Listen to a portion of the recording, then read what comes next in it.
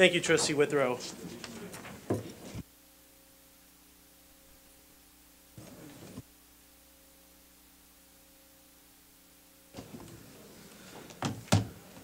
Will the clerk call roll? Do we have a quorum? Quorum? Mr. President, you have a quorum. Thank you. We're going to ask for approval of the agenda with a slight modification. I think there's agenda, Trustee Brown.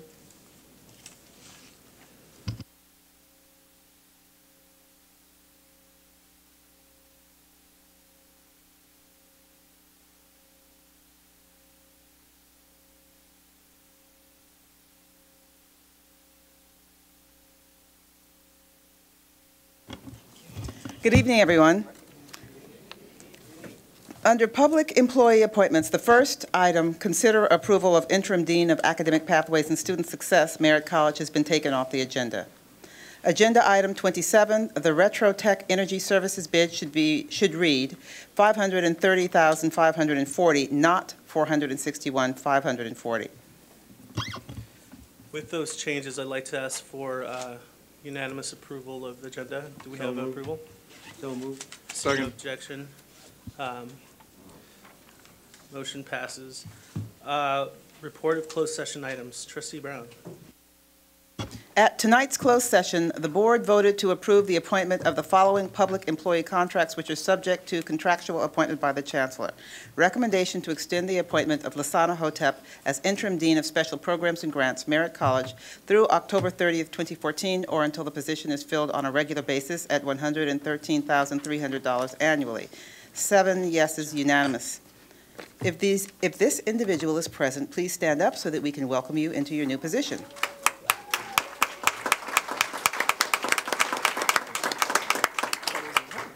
Mr. President, that concludes the closed session readout for tonight. Thank you. And the next item is the approval of the minutes. Is there a motion to approve the minutes for March 25th, 2014? So motion by Trustee Galassa. Is there a second? Second. Second by Trustee Withrow. All those in favor? Aye. Motion passes unanimously, I think. Okay. Next item is public communications. Yes, we have. Mr. President, we have 11 public speakers for the general agenda discussion, and we have Matthew Goldstein for agenda item 20, Measure B. The first speaker is Mr. Herbert Kitchen.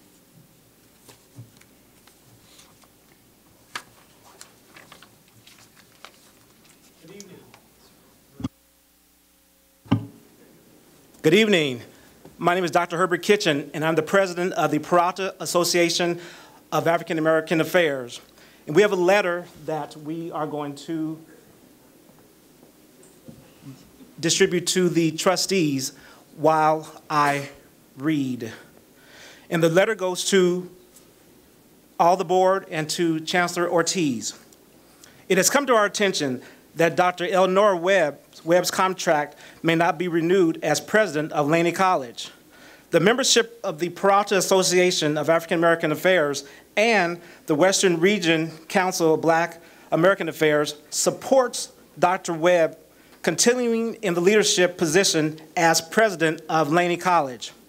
In spite of recent years of numerous administration turnovers, Dr. Webb has been a vibrant, strong, and professional leader for the Laney College community, establishing stability and continuity. A few examples of the results of her dedicated and committed leadership include, but are not limited to, the following: successful results of WASP accreditation process, reaffirmation of accreditation in 2009 and 2012, improvement of morale, lines of communication, and collaborative environment, development of an atmosphere of listening and hearing the voices of students, faculty, staff, and the community, the revitalization and growth of CTE programs, increasing the number of college partnerships with businesses and industries, foundations, educational and governmental and community-based organizations, promotion and engagement of faculty and staff to strengthen student success, support of building a healthy and effective student government, building and maintaining partnerships with community stakeholders. And she has demonstrated successful leadership of the institution through a challenging period of state budget crisis. And she has managed the college with a 25% reduction to the budget while securing millions of dollars in grants and donations. Please note that it is our position, without hesitation or reservation, that to continue the continuity and positive growth at Laney College, Dr. Eleanor Webb should continue in her position as president of Laney College. Onward and upward. From all the members of the Peralta Association of African American Affairs, thank you. For the remaining, thank you, Mr. Kitchen, and thank you, Peralta Association of African American Affairs. For the remaining speaker cards, can we have in this order Pastor Raymond Langford, George Holland, Merlin Edwards, Dr. Kimberly Mayfield Lynch, Spencer Gillette, Gabby Forbes, Anita Black, Mark Wilson, Justin Jerry, and Romeo Garcia.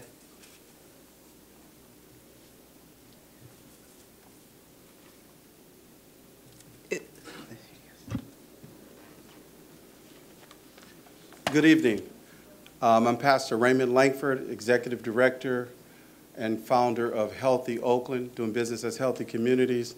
I also stand here tonight representing the pastors of Oakland, the president, Pastor Gerald Agee. I also stand here tonight representing the Black elected officials and faith-based leaders. The chairman is Supervisor Keith Carson, and also stand here representing tonight the Faith Advisory Council, which I'm the president of. So I stand here in representation of over 100 plus faith-based leaders in Alameda County, especially Oakland. I will not read the letters. There are many letters that are going to be read. In support, we have given the letters already to your president, Mr. Abel Gulen, as well as your chancellor. We do want the chancellor to know that the African American faith-based community and other communities of color are in support of Dr. Eleanor Webb remaining as the president of Laney College. It should be noted that the African American faith-based community has played a very prominent role in development of the Peralta College district, district-wide. And we see this as a slap in our face. We see this as a disrespect to a great, conscious, educated woman of color that has provided great leadership to this particular institution.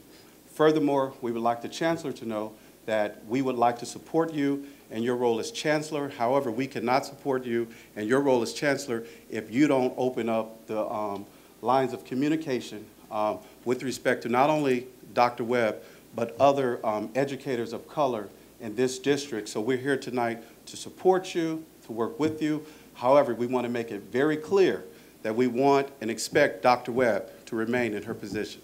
Thank you.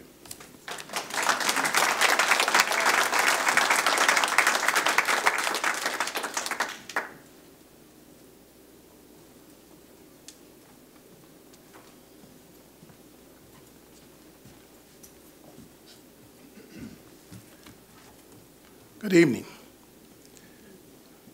Members of the board, Chancellor Ortiz.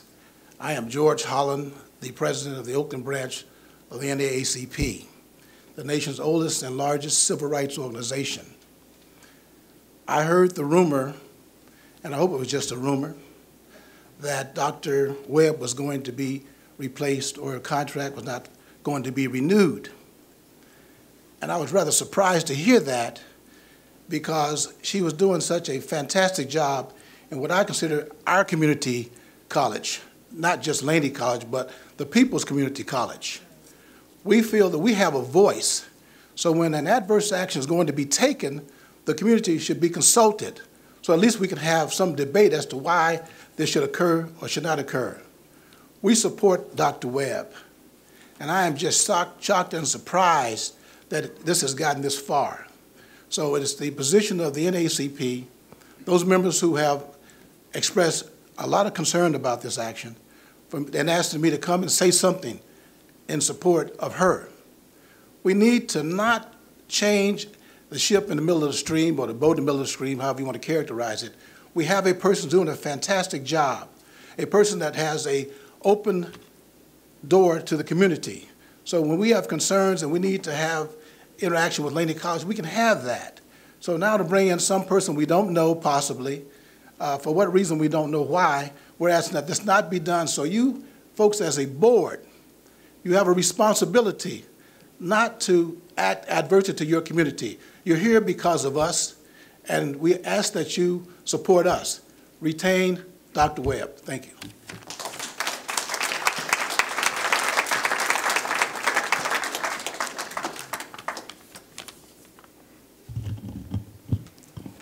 Chairman Guion and the rest of the Board of Trustees and the Chancellor.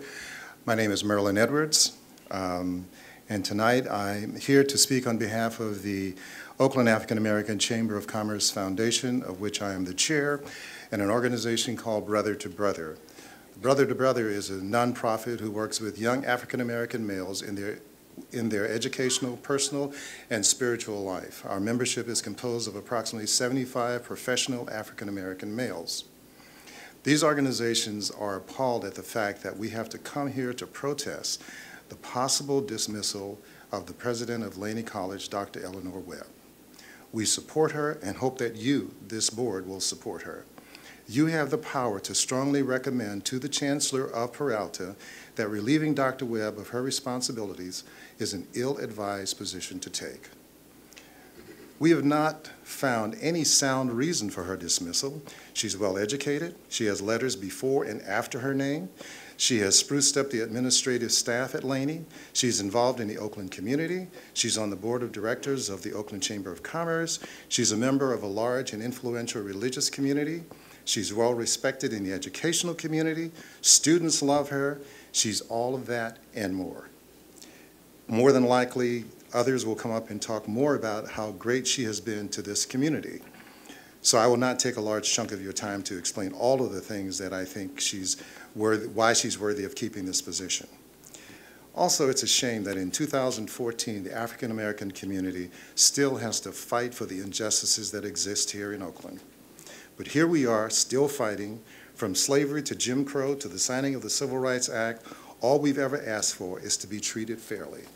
We feel that she is not being treated fairly, and we're not going to just stand by and let that happen. You, the trustees, can use your power to stop this nonsense. We want you to keep in mind and tell this chancellor that you have and will be asking for the passage of bond measures. If we cannot have a voice in keeping Dr. Webb, we certainly have a voice at the ballot box. We have been kind to this district, but we cannot keep giving and get the shaft in return. Thank you.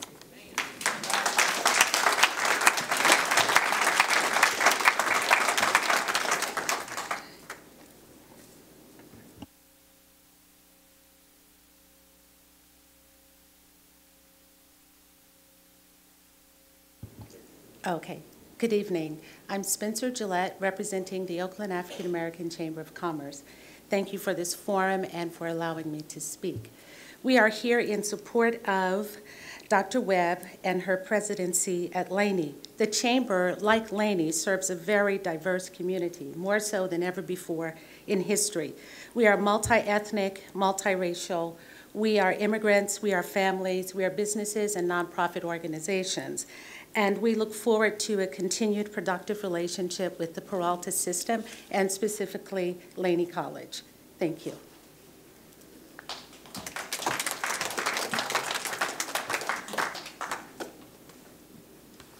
Good evening. Like Reverend Langford, I represent many constituencies. I'm Dr. Kimberly Mayfield Lynch. I'm the chair of the Education Department at Holy Names University.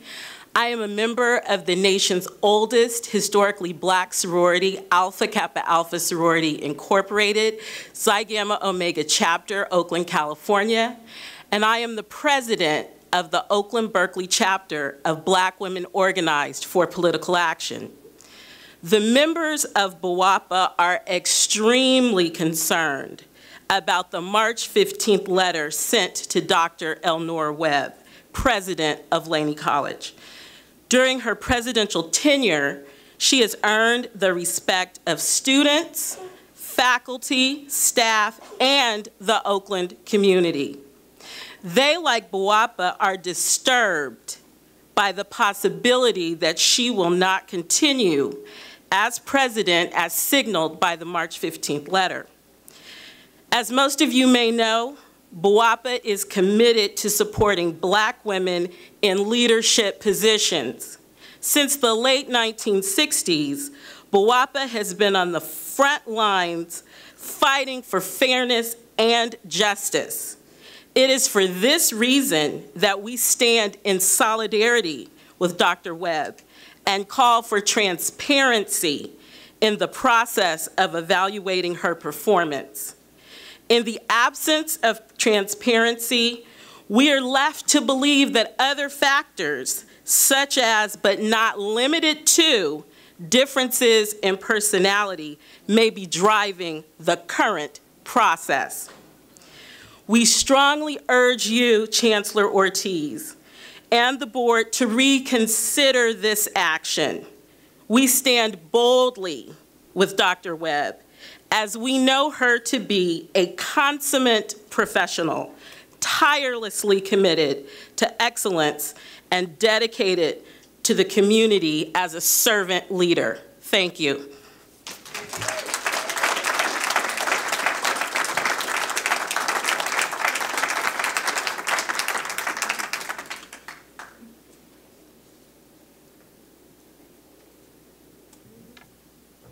Is Gabby Forbes coming to the microphone?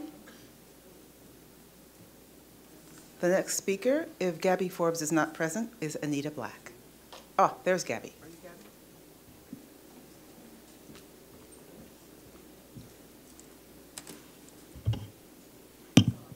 Oh, hello, my name is Gabriela Flores, and I'm a student at College of Alameda. I'm also a secretary of the student government AACOA.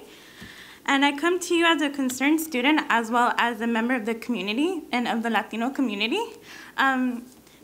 It's directed towards Chancellor Ortiz. As you've heard, or as you may not heard, I as a Latina have been really upset to hearing the news that Jeanette Napolitano is going to speak at the Laney graduation. And as a Latina, I feel like it's an insult to my community, and I also feel like it is a slap in the face. One of the things that really bothered me is the fact that how can you allow someone to bring someone from that background and tell students that about a brighter future when she took futures away from other families from different minorities and deported them back? Like, how can you allow that? And I come here to ask you, what is it that you can do for us? Because supposedly this is supposed to be for the students and by the students, and you're supposed to listen to the students. Right now, I'm not feeling that, and I know I'm not the only one. So what can any of you do to change that? Because I don't want to keep coming to a college that doesn't even support me as well as my people and my community. Because when you don't do anything about it and you don't try to solve the issue, you're basically turning your back and you're saying, no, we don't care about how you feel like. And speaking to someone that has been personally affected by this with having family deportation, I don't want to come and I don't want my family and friends to come on their graduation and see a woman that did a lot of damage to her family. That's not someone that someone should idolize or someone should admire or someone should let speak at a graduation. Thank you.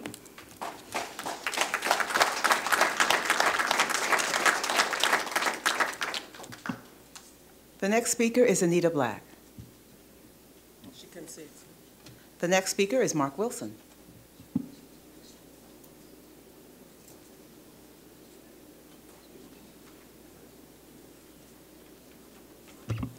Excuse me, Mr. Wilson, there's also Justin Terry, who has ceded his time to you. Thank you.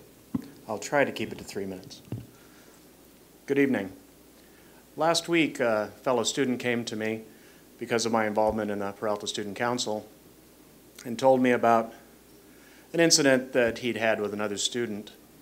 And it escalated a bit, and when he went to talk to the dean about it, he walked into a situation where there was a dean, a vice president, and 2 deputies. And he didn't feel comfortable in that situation. He had invited the teacher, but the teacher had refused to meet in that meeting, although there were 2 deputies there. So this incident got me looking around, doing some research, and I spoke about this yesterday at the town hall at Berkeley College, where a different issue was discussed. So there are many issues in Peralta. But I just want to read just a short excerpt from a peer-reviewed paper called The Unkindly Art of Mobbing. It's by a gentleman named Kenneth Westhues. He's Canadian. In part, he says, the nonviolent, polite, sophisticated kind of mobbing that happens in ostensibly rational workplaces, universities are an archetype. If people despise a colleague to the point of feeling a desperate need to put the colleague down, pummeling the target is a foolish move. The mobbers lose and the target gains credibility. The more clever and effective strategy is to wear the target down emotionally by shunning, gossip, ridicule, bureaucratic hassles, and withholding of deserved rewards. The German word Totschweigen, death by silence, describes this initial informal stage of workplace mobbing. This is often enough to achieve the goal. Many targets crumble, flee to a job elsewhere, or take early retirement. Others surrender to the collective will, behaving thereafter like a dog that's been bested by another dog in a fight for dominance. If the target refuses to leave or acquiesce, the mobbing may escalate to a formal outburst of aggression. Mobbers seize upon a critical incident, some real or imagined misbehavior that they claim as proof of the target's unworthiness to continue in the normal give and take of academic life. A degradation ritual is arranged, often in a dean's office, sometimes in a college tribunal. The object is to destroy the good name that is anyone's main resource, to expose the target as not worth listening to. Public censure by the university leaves the target stigmatized for life. Formal dismissal with attendant publicity is a social elimination in its most conclusive form. I find this concept of mobbing to be very instructive. As you know, I've come to you many times with issues about financial aid, brought other students who have experienced this behavior, and now we're seeing it at all levels of the institution. So I have sent this around. I will forward it to anybody that's interested, but I think that the Peralta colleges could inform their dialogues by looking into this concept of mobbing. It's outlawed in Europe and Canada, and yet it's not yet on the agenda in the United States. Thank you very much.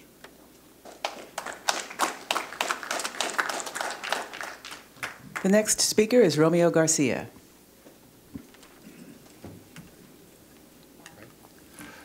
Good evening, President Guillen, trustees, chancellor, presidents, and vice chancellors and other staff throughout the district.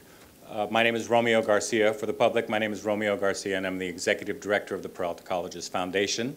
I'm here tonight to give a couple of announcements. The first is to say thank you to all of the readers who are assisting us in the reading process for the scholarships for this semester.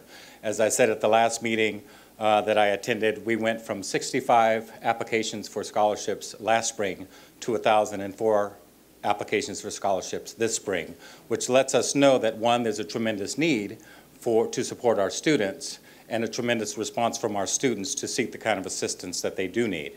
So again, thank you very much for getting us through to this point. We went on to a new online system this year, which has, whenever you're starting something new, there are glitches that could appear, and we've worked very closely with the coordinators on the various campuses to try to learn what the needs are of the campuses so that we can make sure that the scholarship process is as smooth as possible and really serves our students well. So thank you for that. My announcement is to remind everyone that our golf tournament is coming up on May 5th. The golf tournament is one of our 2 events every year that helps to support us in raising funds for our students and for the scholarships. As you know, since we have an increase in scholarship applicants, we want to match that with as many scholarship increases or in the number of scholarships as we possibly can. And our golf tournament is one of the ways that we do that.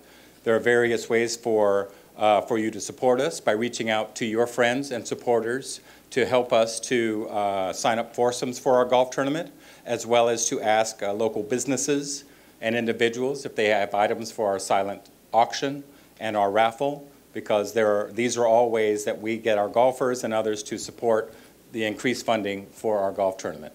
I'd like to open it up to the public as well and invite you to go to our website, peraltafoundation.org, to learn more about our golf tournament and to find out how you can also be supportive.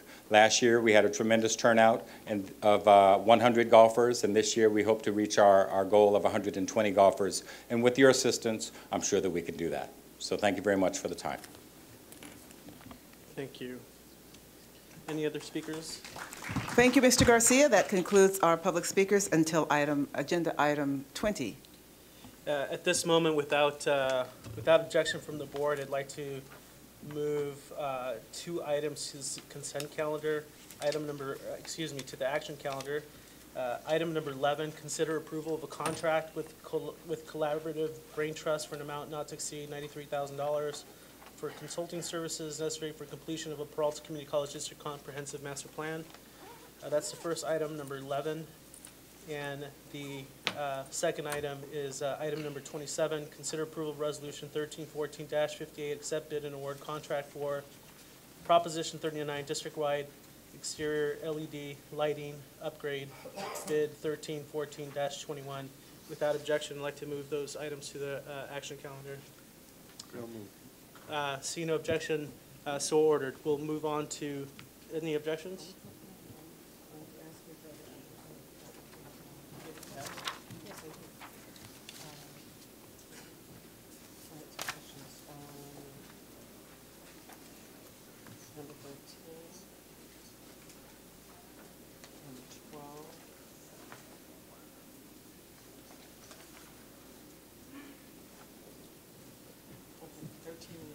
We're also asking items number 12 and number 13 to be moved to the action calendar for questions or debate. Number 12 is consider approval of contract with High Street IT Solutions to implement the Student Success Initiative, Academic Advising and Student Educational Plan modules in the amount of $273,000.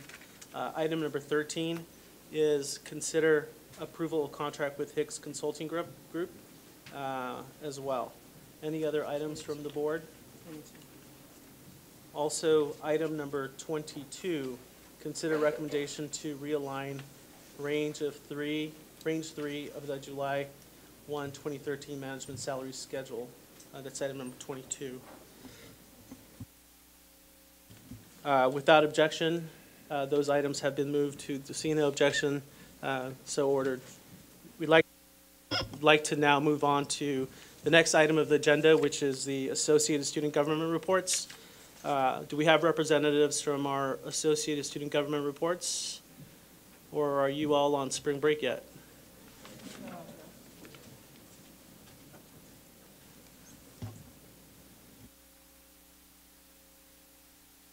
Don't be shy, one at a time.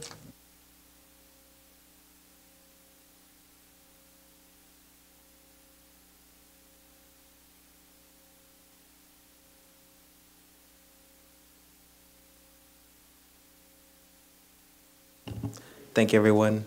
My name is Justin Terry, and I'm the Vice President of Programs for the Associated Students at Berkeley City College.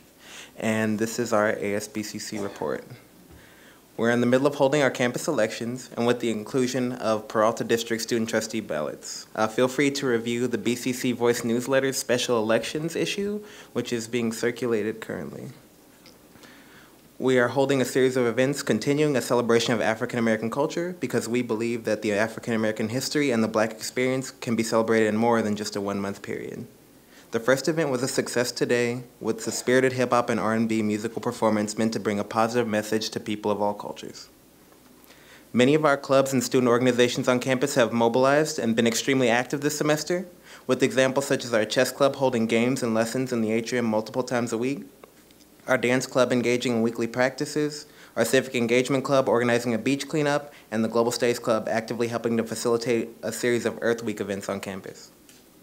On the subject of Earth Week, through the PSC, we've partnered with Laney College to help advertise for their ecology festival that will take place during the Earth Week. President Debbie Budd has been spearheading a reform to shared governance process on campus, and the ASBCC Council has been very vocal in engaging the structure and helping to define how shared governance looks on this campus. We look forward to working with Dr. Budd, the rest of the administration, the faculty, and classified staff to improve the communications about key issues on our campus.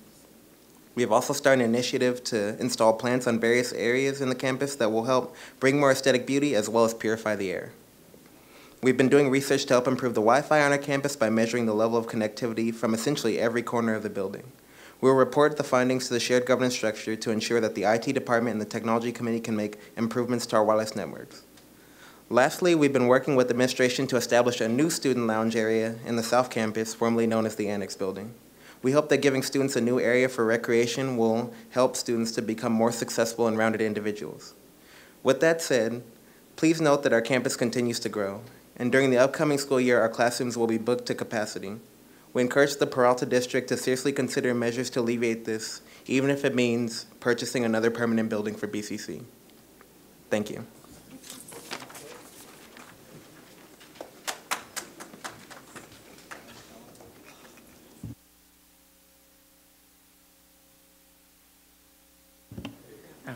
Good evening, I'm Sherlyn Wilson. Do I gotta keep holding this? I'm Senator of Associate Students at Merritt College, and I'm sitting on behalf of Tracy, our president. We're hosting currently our elections. Today we had elections, it's going great. We have elections also tomorrow. We had a good student turnout. Martin Luther King III, prior to his public lecture, he requested a small gathering with students, leaders at Merritt College, and approximately 30 student leaders showed up. We had question and answer session, which was very, very appreciated for the students because we got to actually speak to him and he actually replied back to us. That was on Thursday, March 27th. The Cesar Chavez event, ASMC co-sponsored an event hosted by the Puente program honoring the legacy of Cesar Chavez. The event featured the Puente students performing an Aztec dance, also a keynote address by Ruben Canado of UC Berkeley. Our elections are once again are still in process. Student Appreciation Day will be on April 10th. On Thursday this week, we will be hosting a Student Appreciation Club Unity Day featuring tabling, music, and giveaways for our students. Malcolm X celebration will be on May 13th, 2014 at Merritt College. We'll be honoring Malcolm X's birthday celebration featuring author, scholar, and professor Molefi Asante of Temple University. Dr. Asante is the author of over 75 books and the founder of the first PhD program in African American Studies in the world. That concludes my report, and thank you for your time and attention.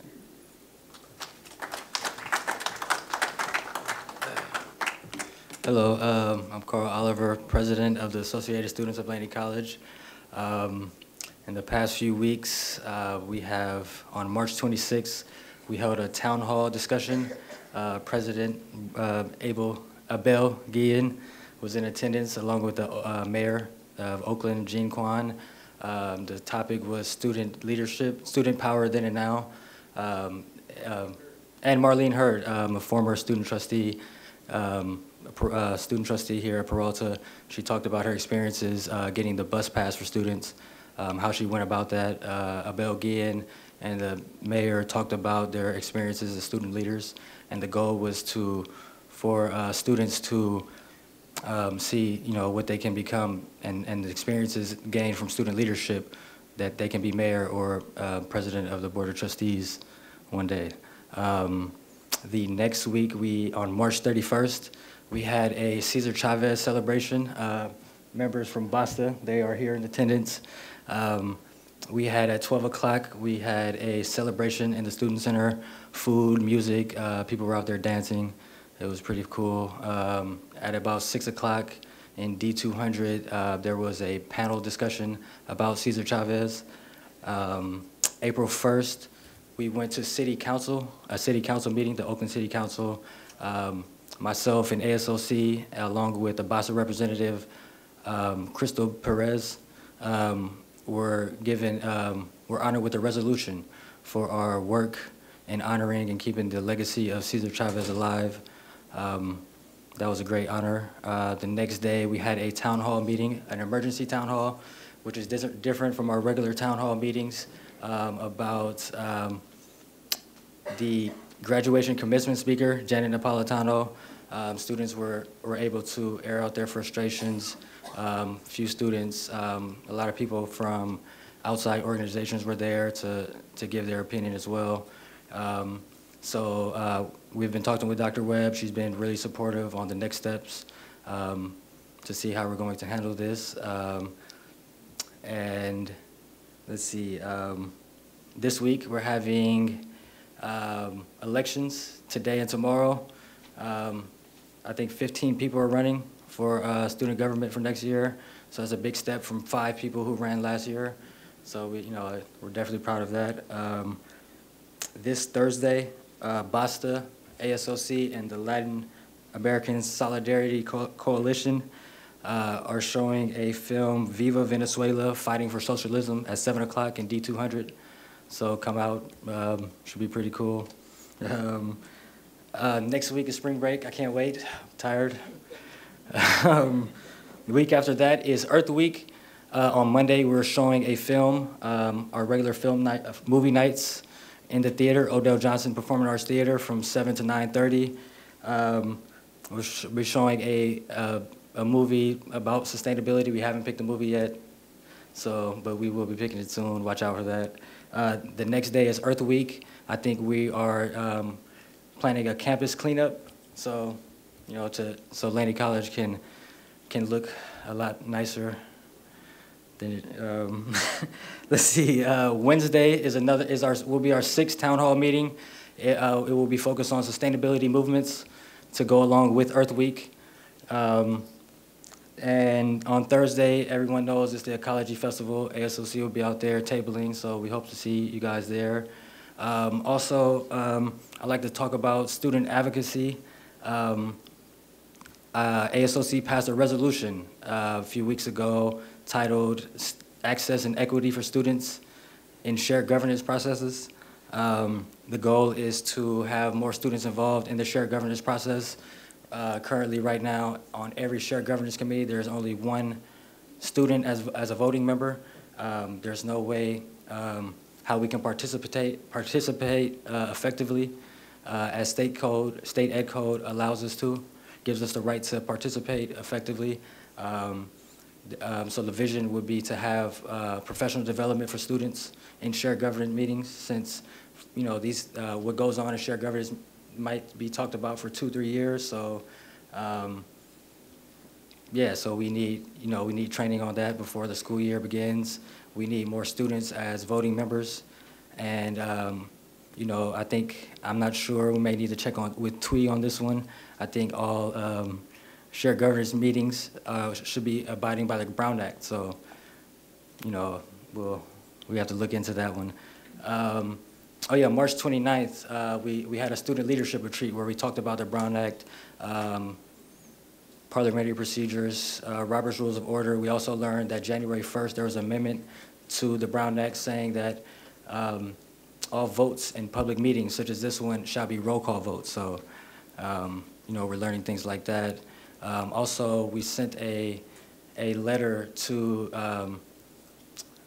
for a proposal to the Chancellor and the Vice Chancellor of Student Services for help with the upcoming Student Center for California Community Colleges General Assembly. We were requesting contributions for, just to help us out with $16,000 to send 18 students to LA for student leadership development. I haven't gotten a reply back yet. I'm kind of disappointed when I read a Peralta Federation of Teachers newsletter and saying that the district approves $315,000 for partners in leadership for management consultants, and I just don't see I'm a student, and we should be allowed the same respect and and opportunities for development. So, yeah, that's it. Thank you.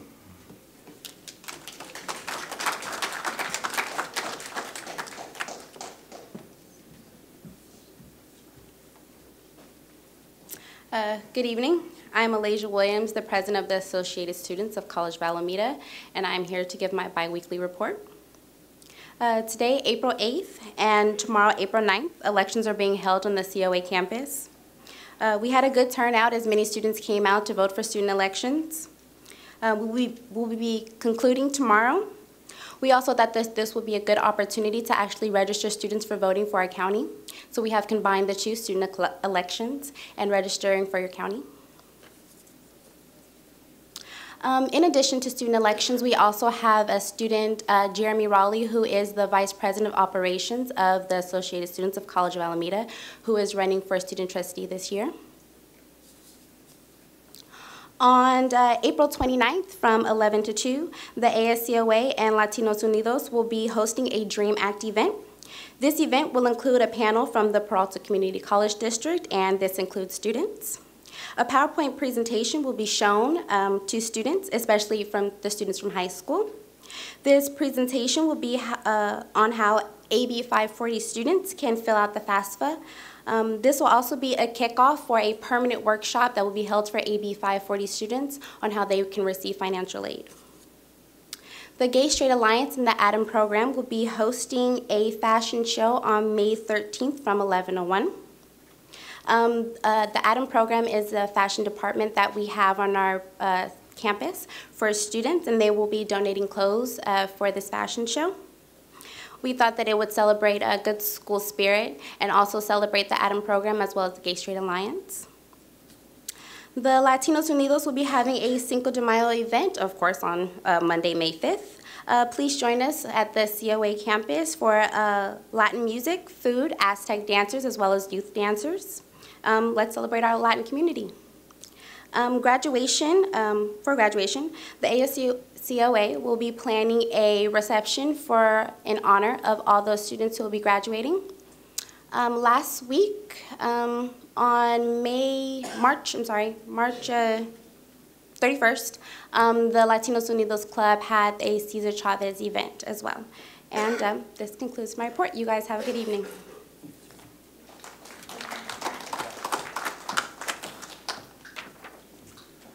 Good evening. I'm Mark Wilson, the Communication Officer for the Peralta Student Council. Tonight I'm bringing the new posters for the Ecology Festival. There's a stack of them on the table by the door. Anybody that wants to help the students promote the Ecology Festival is welcome to take one and put it up in your community. Some of the items already been covered for Earth Week, but I did want to highlight that the Peralta Student Council is hosting mixers on the Friday, April 19th and Friday, April 25th, Friday, April 18th and Friday, April 25th at the Oakland Museum's Off the Grid. So before Earth Week and the wrap up on the Friday night of Earth Week, we'd like you to come join us and meet the student leaders and just to wind down the event on the 25th. There is a cleanup. The Peralta Student Council has endorsed the cleanup on April 19th. Laney is going to be an amazingly clean campus in a couple of weeks. So Saturday, April 19th, come out and join us from 9 a.m. to 2 p.m. As President Oliver mentioned, there's also cleanup on Earth Day itself on the 22nd. And then National Earth Day is April 26th, and there's another cleanup after Earth Week. So come join us, and we're going to spiff up the campus. In addition to the movie and the town hall, there will be some speakers on Earth Day, Tuesday, April 22nd, and Wednesday, April 23rd.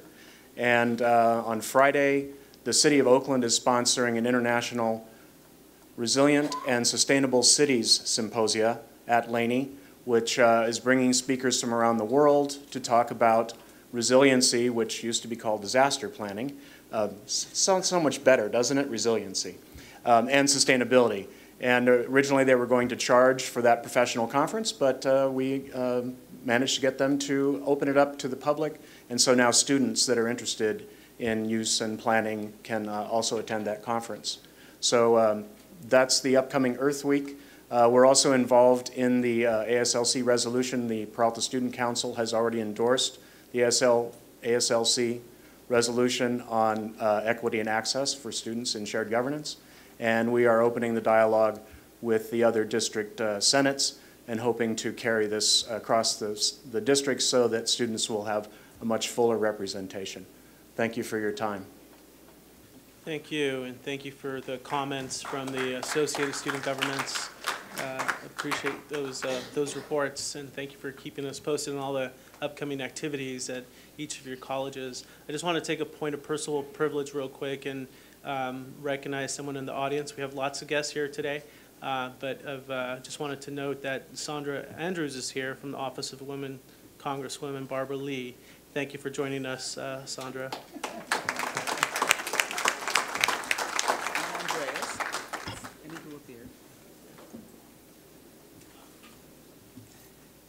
We're going to move on now to the next item, which is a Chancellor's report. Chancellor Ortiz. I have no report for this evening. Thank you. Thank you. Moving on to the next item, we move on to the District Academic Senate report.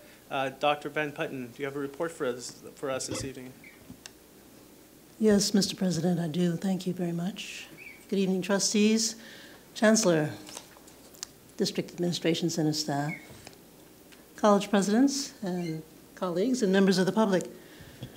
Earlier this afternoon, while walking across the Laney campus, I noticed a large group of what I suspected were high school students walking up the ramp toward the quad. Stopping someone who looked likely to be a teacher with the group, I asked who they were and the purpose of their visit. This group of students was from Berkeley High, and their field trip today was for a film showing in the theater, after which they were taking a tour of the rest of the campus. Suggesting that he be sure to take them by the machine technology area to see the CTE programs that Laney provides, I went on my way. A short while later, an email news update from THE, Technological Horizons in Education Journal, with the subject line, quote, 1/3 of U.S. students use school-issued mobile devices, end quote, got my attention. In the article, new research indicates virtually all middle and high school students have access to mobile devices and are using them for schoolwork. And nearly 1/3 of them are using mobile devices issued by their schools. This information was abstracted from a recent report issued by Project Tomorrow in an event taking place in Washington, D.C. today. And according to the report, the new digital playbook, Understanding the Spectrum of Students' Activities and Aspirations, 89% of high school students and 73% of middle school students have access to smartphones. Another 66% in both groups have access to laptops. 61% of middle schoolers and 50% of high schoolers have access to tablets. And 48% of middle schoolers and 39% of high schoolers have access to digital readers. The complete report is available from Project Tomorrow at the link that will be inserted in the written version of my remarks tonight. Closer to home, the point to which all of this is leading is the students who are coming to us tomorrow will be expecting to have access to and make use of digital tools to facilitate their learning and, coincidentally, their engagement with the learning process. We already know that the population of high school students is in decline in the Bay Area. Projections over the next decade are that there will be fewer and fewer of them incoming to community colleges and other institutions of higher education. However many of them there will be, one thing is certain: they will be more sophisticated users, consumers, and hopefully producers of digital media and the technology that supports it. As you are probably aware, Peralta is in the process of updating and revising its technology master plan. Associate Vice Chancellor Madlock has reconvened as many of those of us who worked on the current plan as are still available with a short timeline to accomplish what threatens to be a daunting task. Amongst the competing priorities we will be integrating into the Peralta Technology Plan version 3.0 is planning for the provision of complete wireless access throughout all of our campuses. Even before those digital natives become a significant proportion of our student population, we are already witnessing mounting frustration about the ability to get online to do schoolwork while at school. About a month ago, Karima Oraheya, a Fremont High School student and a teen correspondent with the Contra Costa Times, wrote an article published in the Sunday Oakland Tribune about the imbalance between the number of jobs available for computer programmers and the number of high school students interested in or preparing for work in the CIT, or computing and information technology industry. Quote, "Big companies are thirsty for young, fresh minds who are experienced with coding but can still come up with brilliant, revolutionary ideas. To create products for the new generation, companies want parts of the new generation, and they are desperate." End quote. Another quote, "In a world where thousands of unfilled, high-paying jobs await experienced programmers, where there's an app for that," is a familiar and increasingly meaningful phrase. Code.org founder Hadi Partavi says, quote, "The jobs outnumber students 3 to 1 in computer programming," end quote. I'll bring this report to closure by observing the disparities and inequities reflected in our current structure, which is unprepared to meet the learning needs of our current students and unprepared to greet the incoming digital natives with instructors who are tech-savvy and who effectively integrate digital media into the curriculum. The District Academic Senate is preparing recommendations for changes in our course outlines of record that will reflect and capture technology uses that facilitate student learning, engagement, and success. You'll hear more about this in the future. That concludes my report for tonight. Thank you for receiving and making use of it. Thank you, Dr. Van Putten. We will move on to board reports at this time. I'd like to ask Trustee Brown for your report. Thank you, Trustee Guillen. This past week, I had the pleasure of attending the Black elected officials and faith-based leaders breakfast on March 26th, along with Trustees Riley and Handy. And the discussion was regarding the upcoming elections and the meaning of, and the purpose of special districts. That was the particular assignment that I had, to talk about how they function in our society, what the importance of these, the function of these institutions are, and what a responsible performance of government activities is for those type of institutions. And that concludes my report. Thank you. Trustee Handy. Yes, and also on that same day, I had the opportunity that evening to speak to a special committee of City Council regarding the Workforce Investment Board and having a relationship with Peralta Community Colleges. It's very important that most of the monies that are coming down are looking at collaborations between our city's workforce investment and our colleges, yet Oakland did not have that relationship. I understand the next morning our chancellor did go and attend the meeting. I think it's very, very important for our community to be aware that the money that comes for training, it's the workforce investment dollars. And in the past 2 years, that money was transferred mid-contract from the Private Industry Council as the system administrator to the city. But the city has failed to be able to utilize it properly, and we've lost money. We sent back $600,000 for job development money, job training money.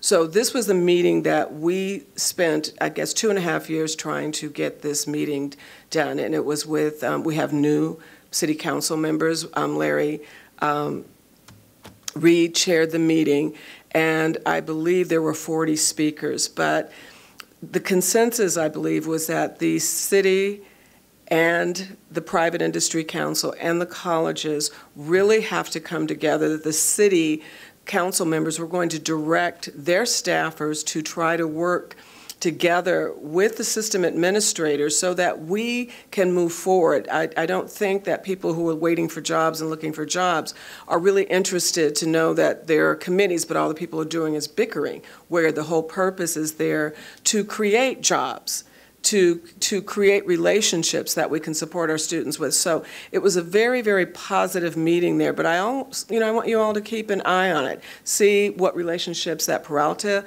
is going to be able to forge with the city and workforce development, but also watch over your city to see, are those dollars coming? Those are the dollars that pay for your summer youth employment program. The mayor's summer program is money that comes directly, not from the city of Oakland, but comes from the workforce investment dollars. So I was glad to be asked to participate in that, and I ask you as a community just to keep an eye open so that we can make sure that with all of these collaborations, there's nothing the city of Oakland cannot do.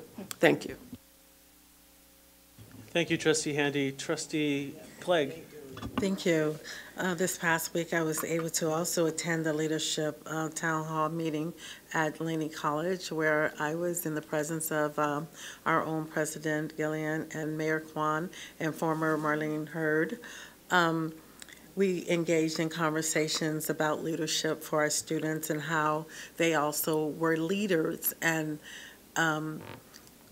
what transitioned them into those positions, and how it was important for them to, as President Gillian would say, he wanted to assist with student government at his own very own college when he was in school, and for various reasons. And as former trustee Marlene Hurd said, that she was walking on Laney's campus one day and she saw her information on the ground, her Social Security. Somebody had stolen her identity, and she was saying, oh no, how can we change that process? And so she fought and worked hard with the administrations here at Peralta, even though she said it was a process. It took about 2 years to change the process. And that's how the student IDs came about with Peralta. And we've been using those IDs ever since, and I haven't heard any incidents of students having issues with them. So we do want to give her definitely kudos for that, and definitely assisting with having, working hard on the transit for our students to have bus passes, so that they can use those bus passes to get back and forth to school. She was part of that process as well. And speaking with Mayor Kwan, she was talking about that she wanted to make a change, and she went from one position to the next position, and now here she is, mayor. And it just showed our students leadership and how they can grow into these positions. And so one student asked, well, how can they get involved in the community, and how can they assist with students on student issues and get engaged? And we gave them information about joining student governments. It's important to have your voices heard and address the issues that students are having, like financial aid issues or whatever other issues that students are having. And then on March 27th, I was very honored to be in the presence of Martin Luther King Jr. III, the son of Dr. Martin Luther King Jr. It was a lifetime experience for me. And we were in a setting, really a personal setting, where we all sat at the table together as if we were breaking bread, but we were breaking conversation and information, and engaging in processes, how we can change our own communities around the school environment, and how can we get our students engaged into the Student Success Task Force, where students can actually graduate and get the education that they need so they can be productive in the community.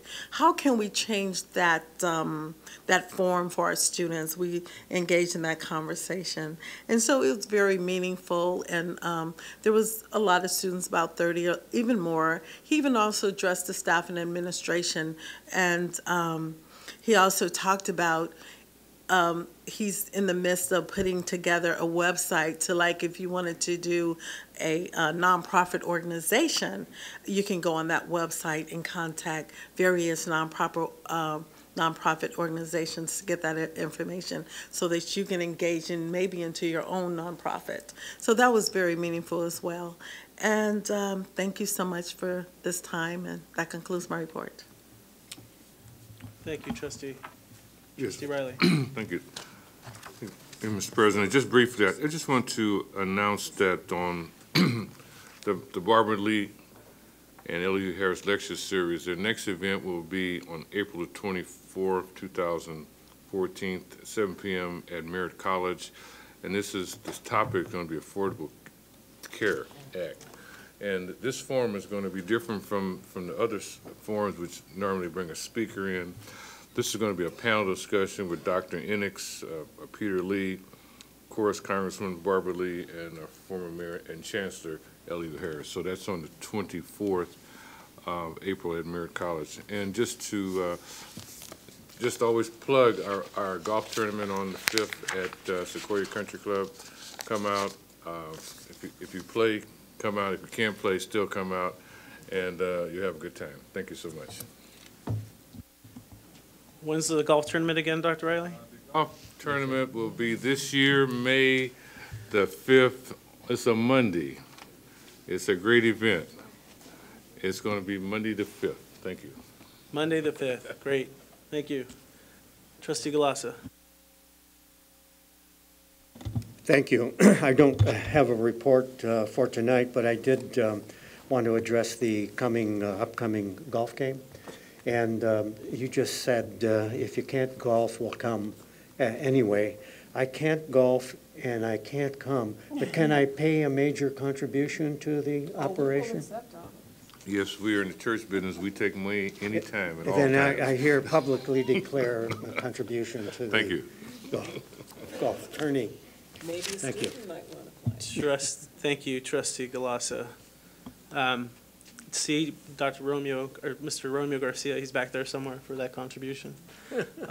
Trustee Gonzalez-Huan. Thank you, President Guillen. I actually don't play golf, but I went and held a golf club last year, and it's actually you did pretty good. It's actually pretty fun. You stand there, you look like you can play golf. You stand there with the other golfers and get your picture taken. And then you follow the people who actually know how to golf, and it's a great time. Then you just write a check, and that's all you need to do, really. Well, maybe I'll come next time then. Well, you absolutely should. Linda just drives around in the golf cart. Just drives around in the golf cart and encourages people. Actually, so I will be there. Thank you.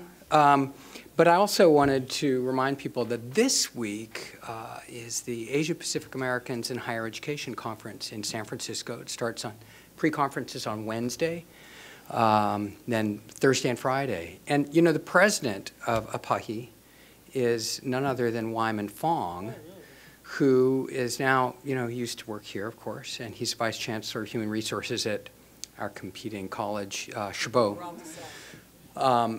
He's in that district now, but we still love him. And this APAHI conference is going to actually be fabulous. I just want to read just a couple workshop titles so people can get a sense of what the conference is about. So Thursday morning, there's a panel called Our Words, Our Worlds, Autobiographical Stories of APA Undocumented Students. There's a concurrent panel right at that same time, Asian Women United, Producing Educational Materials Through Community Organization, Improving the Culture of Writing for AAPI Students, Advocacy Among Hmong Americans in Higher Education. There are dozens of these panel discussions, presentations. It's a national conference, and we're really lucky because it really happens here in San Francisco.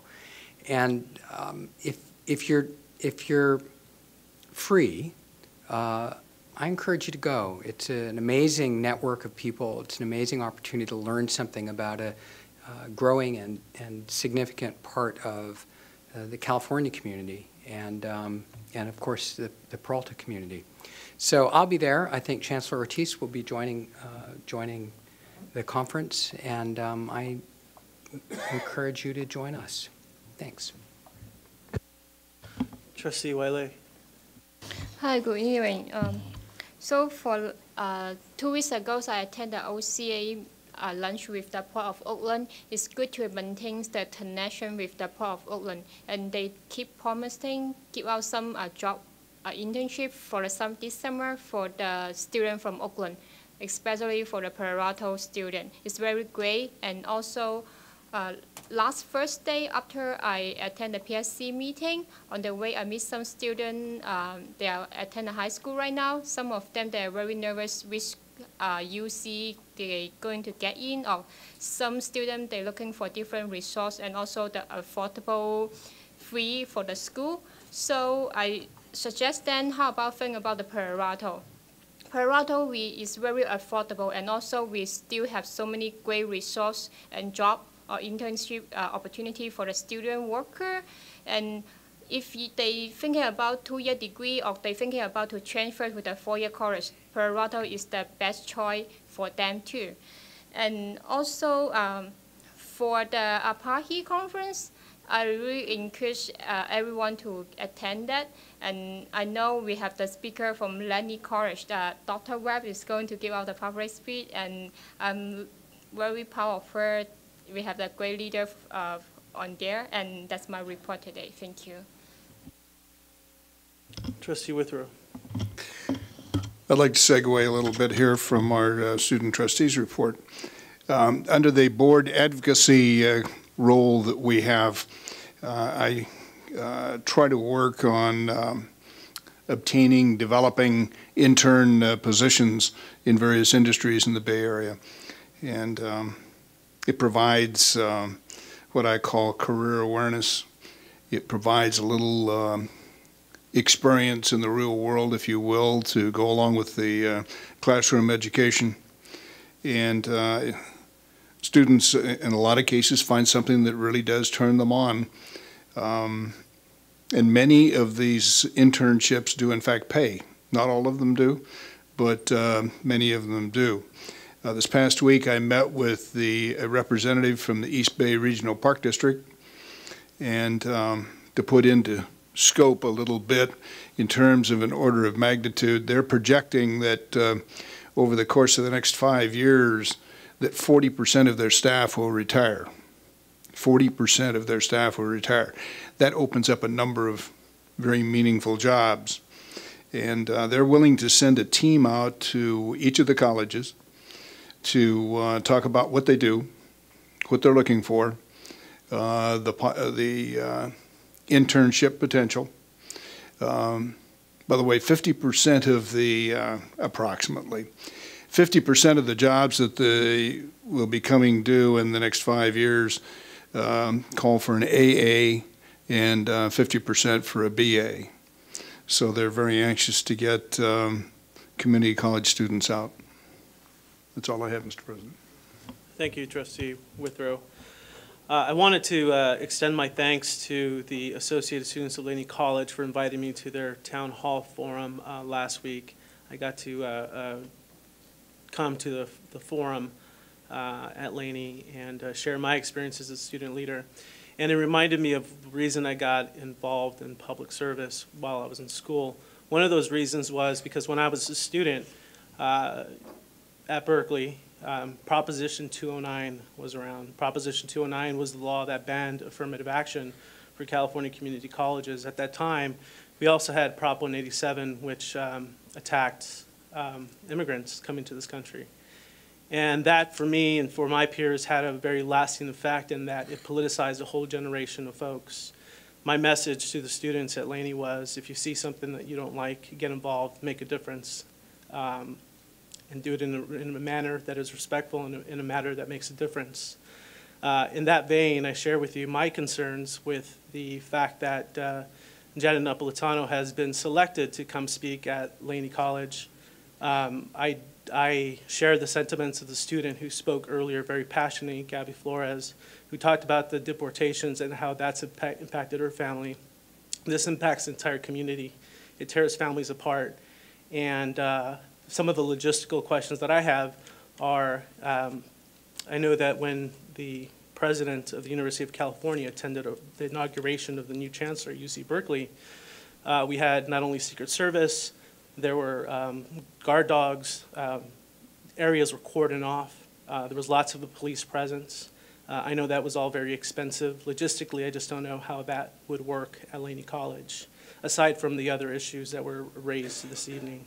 So I share those sentiments with the constituents and the students who have contacted me about these issues. And I want you to know that I support those sentiments. That's all I have to report this evening at this point in time. I'd like to move on to presentations. Item number 6, Laney College Program of Distinction, presentation on the National Science Foundation Best Center. Thank you, President Abel Guillen, and trustees, Chancellor Ortiz, colleagues, and members of our public, and certainly our colleagues in the district and students. I'd like to ask to come forward to the podium as efficiently as possible our coordinator of our National Science Foundation grant and program, along with our faculty member, well, that's Larry Cheng, along with our faculty member of the Environmental Control Technology Program, Nick Kiracapetti, and his rather exceptional team of students. What Larry and the team are going to do in a very short period of time, in less than 15 minutes, and allow for our trustees to ask questions if they have questions, and that is present on what we're doing at Laney that really is a reflection of our vision. I'd like to read it very, very quickly. Laney College is a dynamic, diverse environment where all are encouraged to become responsible community members, leaders, and world citizens. Some time ago, we recognized that a number of our programs in what we call classically vocational education were behind the times. And so we decided to invest. The faculty led, the deans engaged, classified staff supported. We decided to engage in a rigorous review to look at what the industry demanded. So we went in a lot of our areas, with one exception, from vocational programs to career technical education programs. And after over an 8-year commitment, working with UC Berkeley, the Lawrence Berkeley National Labs, and other local laboratories, and intensely with the National Science Foundation, we became, in fall 2012, a national center for the National Science Foundation, one of the few in the country.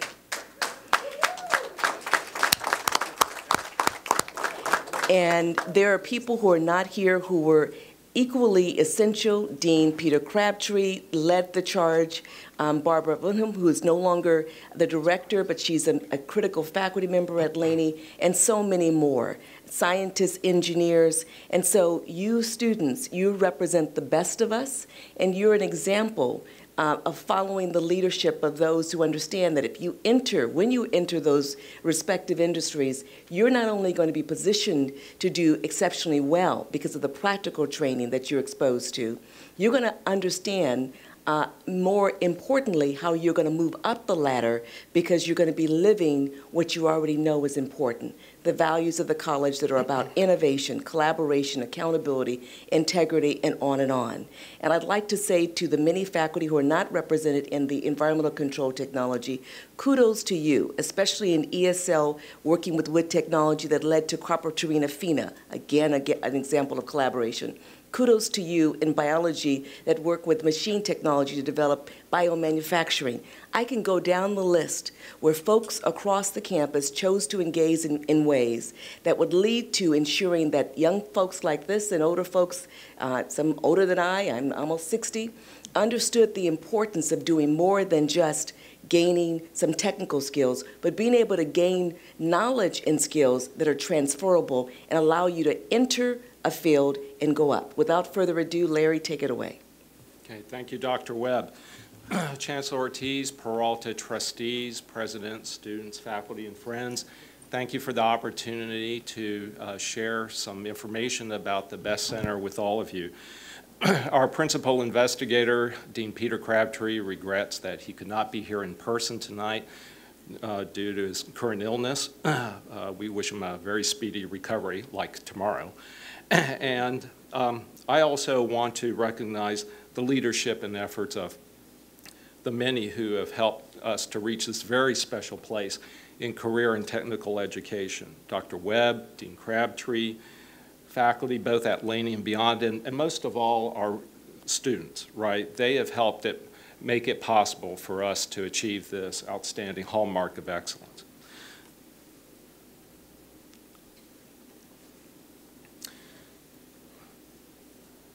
What is the Best Center?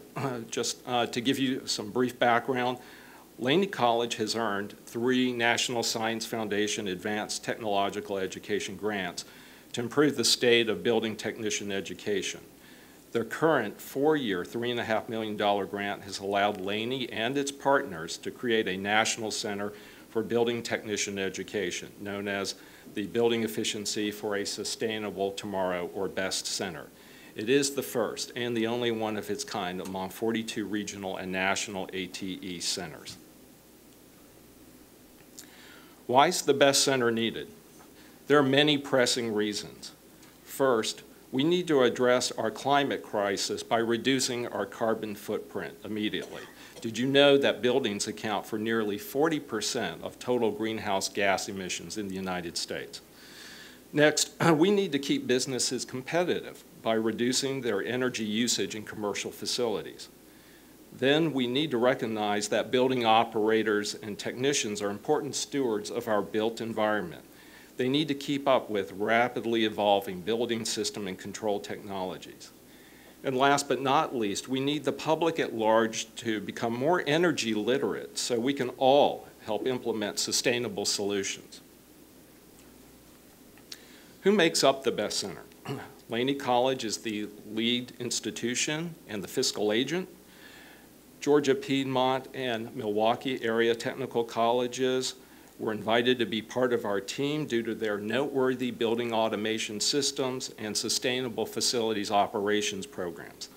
And finally, in our own backyard, Lawrence Berkeley National Lab continues to provide cutting-edge research and tools related to building technology. Our vision and mission. In order to transition to high-performance buildings and operations, the BEST Center is guided by 3 principles.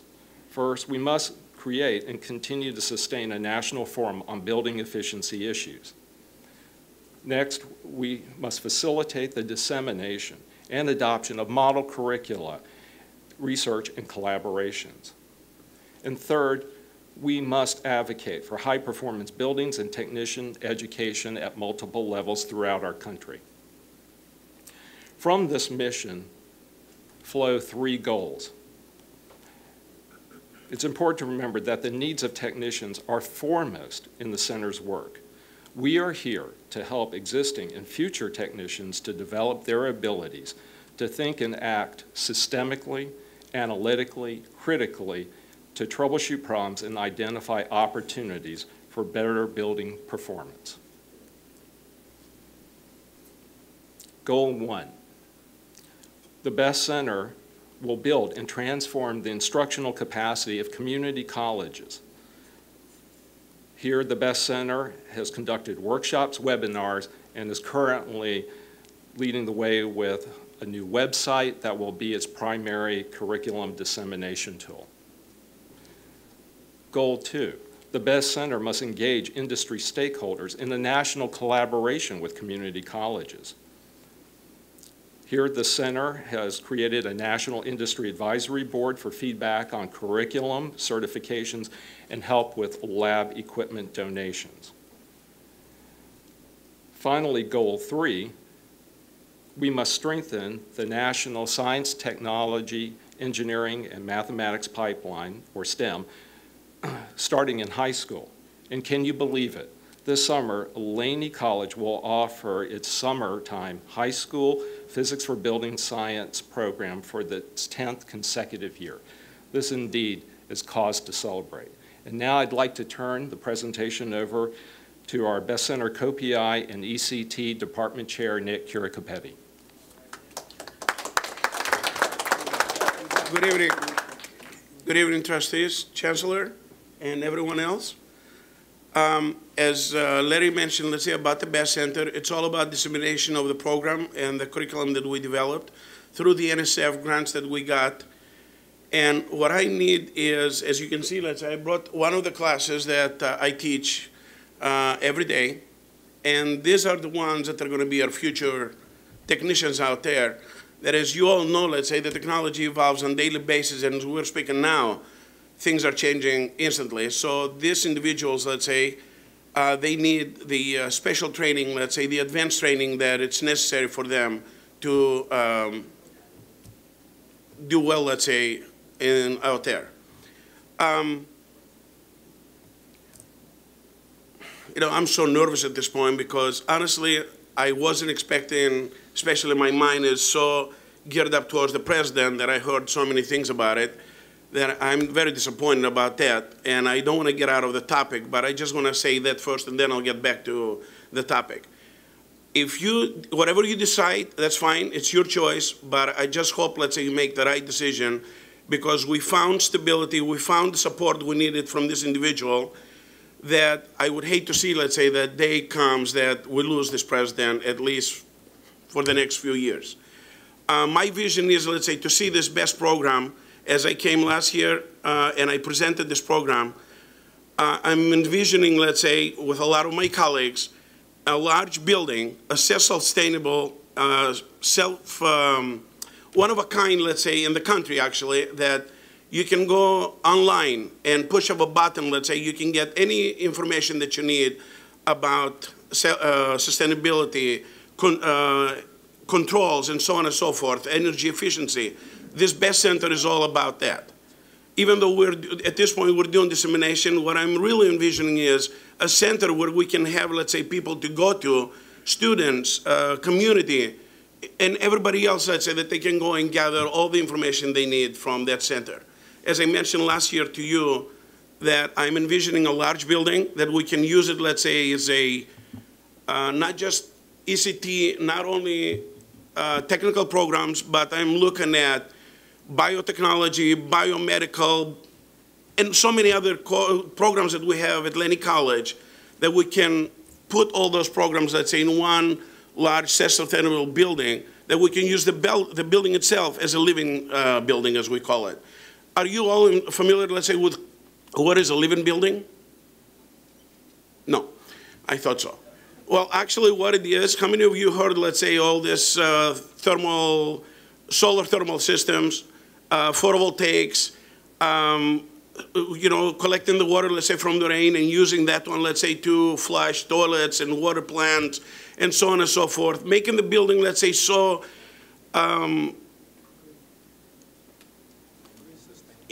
sustainable, let's say, that you don't even need to use mechanical equipment, let's say, to either heat it, cool it, and so on. Would you imagine, see that vision, let's say, in your eyes, or think about this, let's say, the next few years, because I really need your support. The way I look at it is, I need your support to make it happen. I have that vision. Our president is supporting it 100%. Everybody else behind her, let's say, are supporting in the administration level. All I need is your support to make it happen. We can turn this district into one of a kind. I've been traveling around the country, let's say, with the NSF grants, and believe it or not, I've seen some other programs, and I see some other smaller districts that they are doing something that we should be doing it so long ago, and yet we are so far behind. And yet we have one of a kind program, in this case, let's say the ECT program, that I don't know why we are just keeping it, let's say, to, like I remember when I came here as a kid, and I took the classes, I went through the program, I started as an assistant, I became part-time, full-time, I lost my hair, I got gray, and done it. I still have a lot of energy, all I want is some support to make it happen. Yeah. So please help me on that.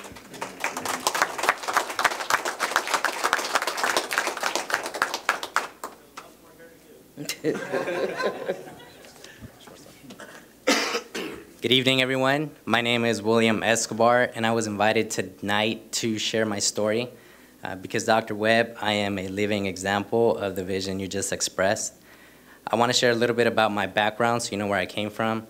I came from an immigrant family from El Salvador. I speak Spanish better than I do English. My father passed away when I was 12. As in most Latino families, he was the sole provider for the family. My mom, my little sister, and I were left on welfare. My mom pursued an education so she can provide for us. She came to Laney. She was the one who introduced me to the department chair, Nick Hiraco Petty, because I was looking for an internship as a high school requirement for graduation. Nick sold me on the program. I got started. I was signed off by the vice president and by the dean because of my good grades, even though I was underage and it was too many credits for a high school student. I excelled through the program. Today, one of the things I'm most proud of is the fact that I was able to buy my mom a house for her birthday just last year. Thank you. I was 24 years old at the time. That is my second home. I bought my first house when I was 20. The program definitely changed my life. It opened up an opportunity for me that I am grateful for beyond words. And that's why it's a pleasure for me to share my story here today, because it's possible for me and for all the students that you see here and the students that will come in the future. So thank you for your time. Thank you for allowing me to share my story and for supporting the program.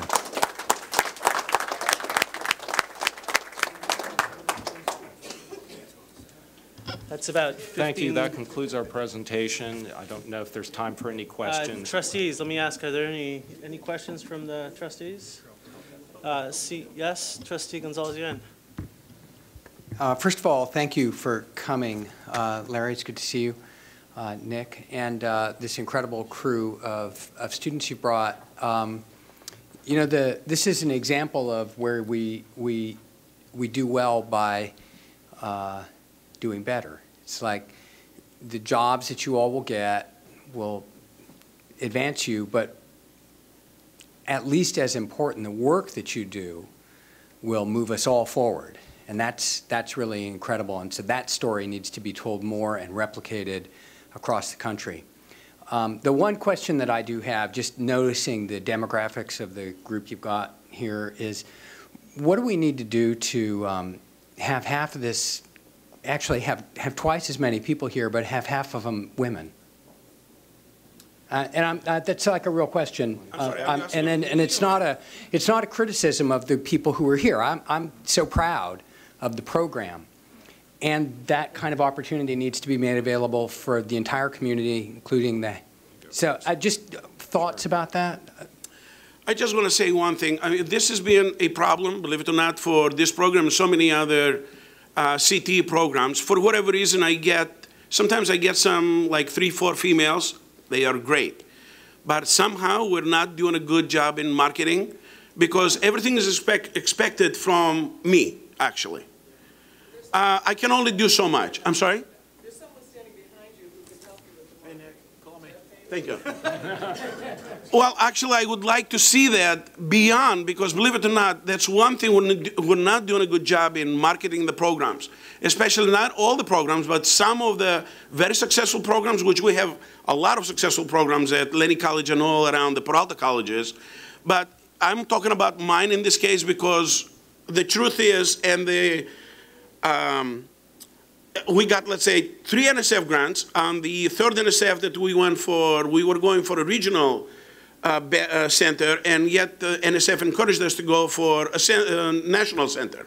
And yet we were awarded, and I'm hearing rumors at this point that we are having a good chance, let's say, to go for the second turn. This is something once in a lifetime, let's say, that occurred on a technical program, let's say, that we got NSF grants. So that's, to me, let's say, it's great. But I really need you, the trustees, the chancellor, and whoever else really, to help us. Because the president and everybody else says I don't know all the details, but all I know is we need help. You know, I've been working 7 days a week, 14 hours a day, years after years. I am tired at this point, and I'm afraid, let's say, I'm going to leave, and I don't know who's going to come behind me. If it's going to get better, it's going to get worse, I don't know. And the fear that actually we're going to lose the president, that makes me scared even more at this point, because I got full support from her all these years. We just got the new lab that we created, let's say, the building automation and the advanced lighting controls, where so next semester we're going to start offering them. I would love to have you come over and see what we're doing there, really, all of you, to see and understand really what we're doing there. instead of us, let's say, coming over here and just talking about it, I need you to see it with your own eyes and believe it. Thank you. Mr. President, you know, Nick, not to put more work on you, I guess to come back to this question about sort of the gender piece is, you know, brothers, look at your wives, your aunties, your little sisters, bring them in. We all do better when we all do better in that way, and let's bring this back in a year and change that demographic in this powerful, incredible way. Thank you so much for the work you're doing. It's incredible. And Trustee, I just want to say one thing. The first day of school, I had 2 females in my class. A week later, both of them disappeared. And I called one of them. I found the telephone, and I called her. And I said, is there a reason? She says, well, I thought it wasn't for me. You know, what they think is they hear about refrigeration from other people and air conditioning and the money they make, and they jump on it. And then once they see that it's not as easy as it sounds and looks, then all of a sudden it becomes, let's say, more like threatening to them. They say, well, you know, this is not for me. Yet we go to the electrical department, and we have quite a few females taking photovoltaics. It's simple. You take one course, let's say, now you know how to install a photovoltaic panel. So with us, really, it's a complex program. You can ask our students. Some of them, they're happy, and some of them are unhappy because they don't realize how much effort and time it takes really to make it happen. Thank you very much, Trustee. We are going to aggressively enhance what we're doing and leverage Jeff Heyman and the team here at the district. I want to also thank the Chancellor as well as our Vice Chancellor of General Services for making certain that we got to the state the first phase of the BEST Center, the Building Efficiency for Sustainable Tomorrow, so that we can at least have groundbreaking, I believe, in August of September of this year. So we're moving on that vision that's college-wide because of the leadership here. So thank you. Thank you so much. Any other questions from the trustees? Trustee Handy. Hi, I'm really excited to hear about this program. And in terms of I'm glad that we had the opportunity to find out, one, how overworked you are, but also, I mean, these are areas that we have strength in as well. I mean, I was one of 2 females in the Design and Industry program at San Francisco State. That was an all-male program. And I understand, but when you have a specific campaign, and I'm sure that this college and Jeff and with all of our community partners, we could do it. Jeff, it even seems like something that we might just want to talk about in some of the articles that would go into the newspapers about, you know, calling all women and just putting information about it, because there are many women, especially single women, who are trying to raise their families. And I think that if they really knew and understood, and if we could do that, I think that at least they would have more interest. We get them in the door, and then you keep them in the door. Right. So I'd love to help with that. And actually, Trustee, you said that, and I just want to mention one more thing. Let's say that you see all those technical colleges out there that they charge an arm and a leg, as you know, and believe it or not, I get so many of those students that they go and spend thousands of dollars. They come over here, and when they found out about our program, oh, I wish I knew this. After they spend $30,000, they come and see our program that they learn twice as much because, as I said, you need to come, and please, I would like to have you all come and see the program, the department and all that, and see what we're doing there, and then you're going to know exactly what we're talking about here. Thank you, Nick. Thank you, Larry, and thank you, Mr. Escobar, and thank all the students for your presentation. And best of luck to you on your careers, and don't forget about Laney, and don't forget about Peralta when you leave this place. Spread the word and tell them where you got your start. Thank you very much. Thank you all. Nice job, guys. At this time, I'd like to entertain a motion for the consent calendar. So moved. We have a great, there's been a motion and seconded. There's a speaker on the consent calendar on item number 20. We have a speaker, Matt Goldstein. It's review of annual Measure B parcel tax report. This is presented by Interim Vice Chancellor Rennie. Matthew Goldstein.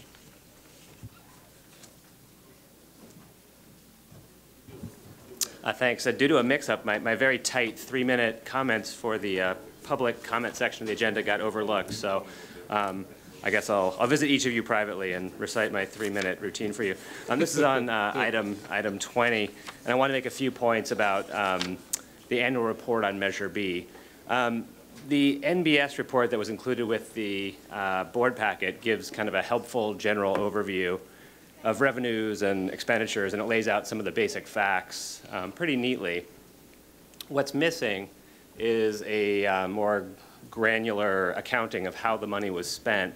And I think we kind of owe it to the folks in the 6 cities who, remember, voted overwhelmingly for the tax to see exactly how that money is going to support core academic programs, including math, science, English, and training students for successful careers and educating students to transfer to a university. And of course, that language is taken verbatim from the ballot measure itself, and I know the board and district are keenly aware of that language. Also, I think it would be useful to get an update on efforts to bring together the Citizens Oversight Board that was promised under the text of Measure B. So we'll look forward to getting an update on that.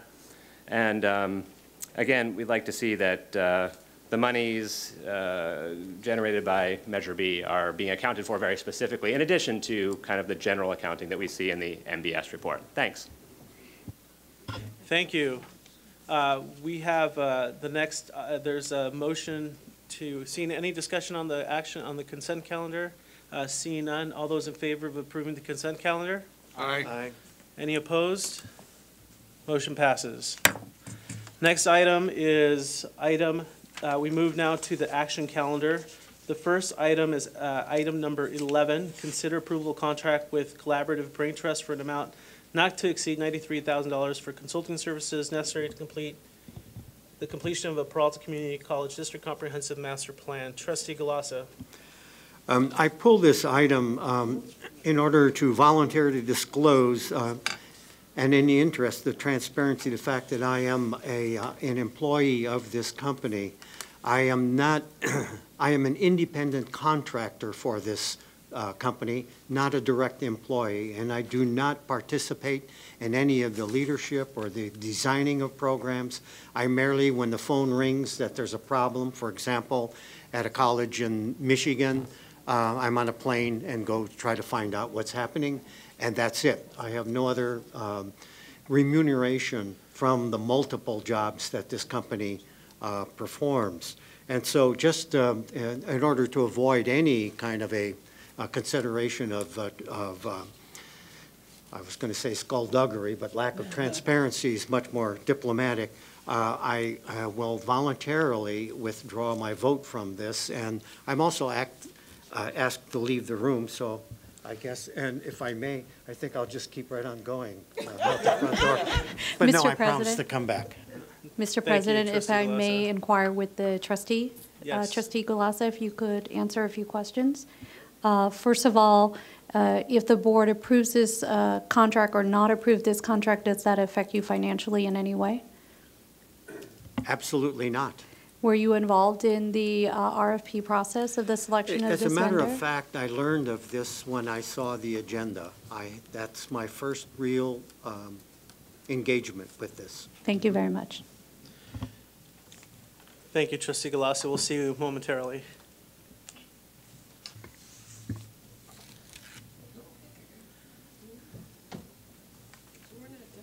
No, I know. He's just got to go outside. Well, we have to vote on it. I don't know. Thank you. Any discussion on item Move number approval 12? of this item. Moved by Trustee Gonzalez-Yan, seconded by Trustee Withrow. All those in favor? Aye. Aye. Motion, any objections? Motion passes unanimously. Thank you. Trustee Galassa, you may return. Well, he's gone. The next item is item number 12, consider approval of contract with High Street IT Solutions to implement the Student Success Initiative, academic advising, the student educational plan modules in the amount of $273,000. The presenter is Associate Vice Chancellor Madlock. This item was pulled from the consent calendar from Trustee Handy. Trustee Handy. I have quite a few questions. That always helps. Okay. And looking at this again, I have a problem with the IT things that keep coming to us, even though we have a IT plan and then there seems to be exceptions every 2 months, and these exceptions are not without a high cost. This one is $273,800. I understand that this has to do with the PeopleSoft modules, but in my time here, okay, 12 years, we have moved towards this PeopleSoft implementation for the past 8 of those 12 years. First, we were saying we didn't have the qualified employees, and then we hired employees at a higher level because of their expertise. And then we started hiring more managers and more, but we continue to not have the capabilities in-house to do this work. So we're continuing to contract out. So the way I see it is, okay, we've got a better caliber, higher credentials, supposedly more experience, but we're still sending everything out. And then comes to us this, again, something that's new based on a new requirement from the state, but it's like, did we not know this was coming? You know, was this not part of, was it not included in the current district information technology, that strategy? That's, you know, that's one of the questions I have. The other question is, how does this all fit in with the technology plan? I think I have an issue is because we continue to approve these items, but we don't really understand them. And I think that what should happen, but this is only one trustee, is that I'd like to see a detailed report on the deliverables of all of these items that we have passed in the past year. We continue to pass them, and then it's over.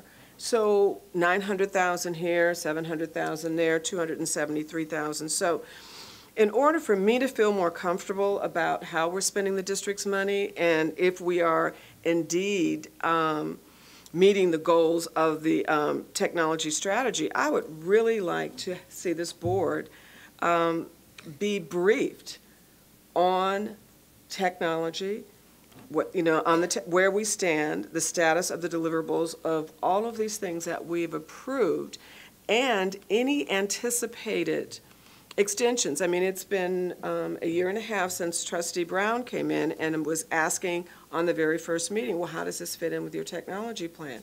And again, they were saying, well, this was something new that we had to do.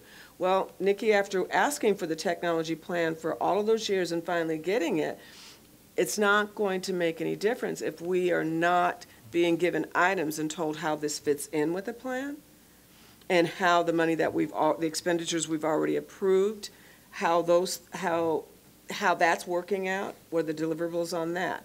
So that's my real issue with this right now is this part I don't really understand. I want to know how it fits in with the plan. I want to know what we're getting. And this is not an answer that I expect tonight, but I expect that we get a report or a briefing on our expenditures and where we stand so that we have an idea of the full scope of technology. Thank you, Trustee Handy. I just wanted to echo some of the concerns that I had about this item as well. My issue is more of how it's being deployed and delivered. You know, we are using a very 1990s or even 2000 system, using an online system that students need to engage in. And my issue with this is that students aren't in front of in a computer lab, aren't in front of a computer. They're on mobile devices. They're out and about. And this technology, I understand that it's integrated into PeopleSoft, and that's going to determine how we receive our payment from Sacramento. So I understand the necessity for this program, but yet it's not being implemented in a way that is really relevant for many of our digital natives, as we talked about this evening. So that's one of my concerns with this report. I'd like to ask Vice Chancellor, or excuse me, Deputy Chancellor Hendrickson for your response to the comments this evening. Yeah, you do have on your staff at Peralta an Associate Vice Chancellor Madlock and a staff that are very good and on top of our IT needs. Peralta had proceeded with the PeopleSoft as a platform for all of our services some number of years ago. And having worked as president of MiraCosta, one of the 4 districts in California that uses PeopleSoft, I understood coming to Peralta, that means there's a lot of hands-on work because that system requires disciplined champions within certain programs working to utilize a system that started off as an HR basis in order to work as a fully integrated project. And when the state of California decided that it was a requirement on colleges to provide for the ability of students to online develop their personal education plans and to maintain that in advance of counselor appointments, and for the districts around the state to be able to develop a easy means for developing a scorecard and a matrix to assure that we are achieving certain student contact and success points in order to be eligible for the new wave of state funding based on student success achievements rather than simply enrollment. It was clear that we're dealing with the necessity to have a solution that is integrated so that as one staff person in one college enters data, that's reliable and can be used by other staff in other areas for different purposes. And I'm afraid that we would have to understand that as any district in California, when something comes along that's a large new project, that we staff ourselves to run what we own, but we don't staff ourselves for these new requirements. And looking at it from a financial standpoint, it's terribly important that we get going with the people who can get this done, because the consequences of not getting it done timely or correctly or comprehensively would cause a much greater loss in our revenue base beginning in 14, 15, and thereafter. So I did educate myself as much as I could on where we were with this project and came away saying, I'm glad that we have staff that understand how to implement PeopleSoft and can grab a hold of some of these outside consultants for the major projects and would support the recommendation before you to move forward. And obviously, having a forward-thinking master plan in technology, just like facilities or education planning, is what we need. And to be able to consider what kind of future funding or staffing or other resources might be necessary is essential. Something like academic advising project comes along and throws itself right in the middle of the plan and says, I need all of our attention today, and I would recommend that we proceed. And I know that Associate Vice Chancellor Matlock can give a better explanation than I just did. Mr. President? I have Trustee Brown, then Trustee Gonzalez-Yan, and then Trustee Withrow.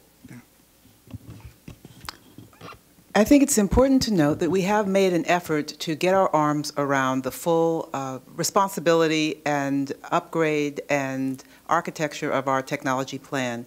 And that is referenced with respect to this item in terms of item 3.7 of the project 3.7 of the district's information technology strategy. However, what's missing and what we've asked for repeatedly and have yet to receive is a copy of this information technology strategy and how the things that we approve are actually tied back to it and being implemented. We want to be able to see a running demonstration or a running tally of what we've spent and how it integrates, and that is a responsibility that we have as the people that the public has asked to watch over their funds.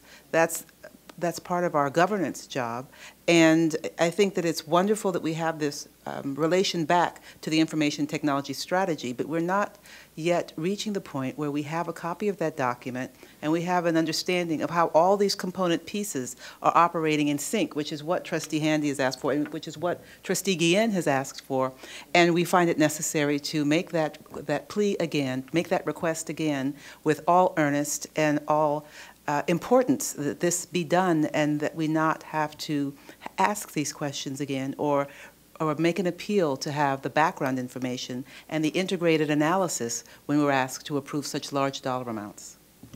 Thank you, Trustee Brown. Trustee Gonzalez-Yuan. I want to echo what my colleagues have just said. This is a perennial issue. Every time an IT issue comes up, one or more of the trustees asks for reference to the strategic IT plan. Some of us have copies of it, some of us don't. It should obviously be included in every board packet that references these, and every IT item should in fact reference these and be tied to everything that my colleagues have asked for.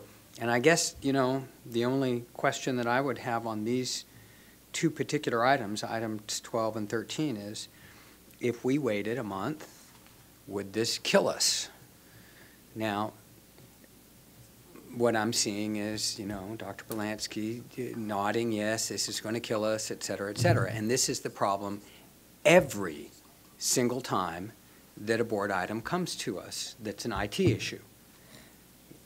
The trustees say, you know, the background on this material really wasn't quite sufficient. Can you do better next time?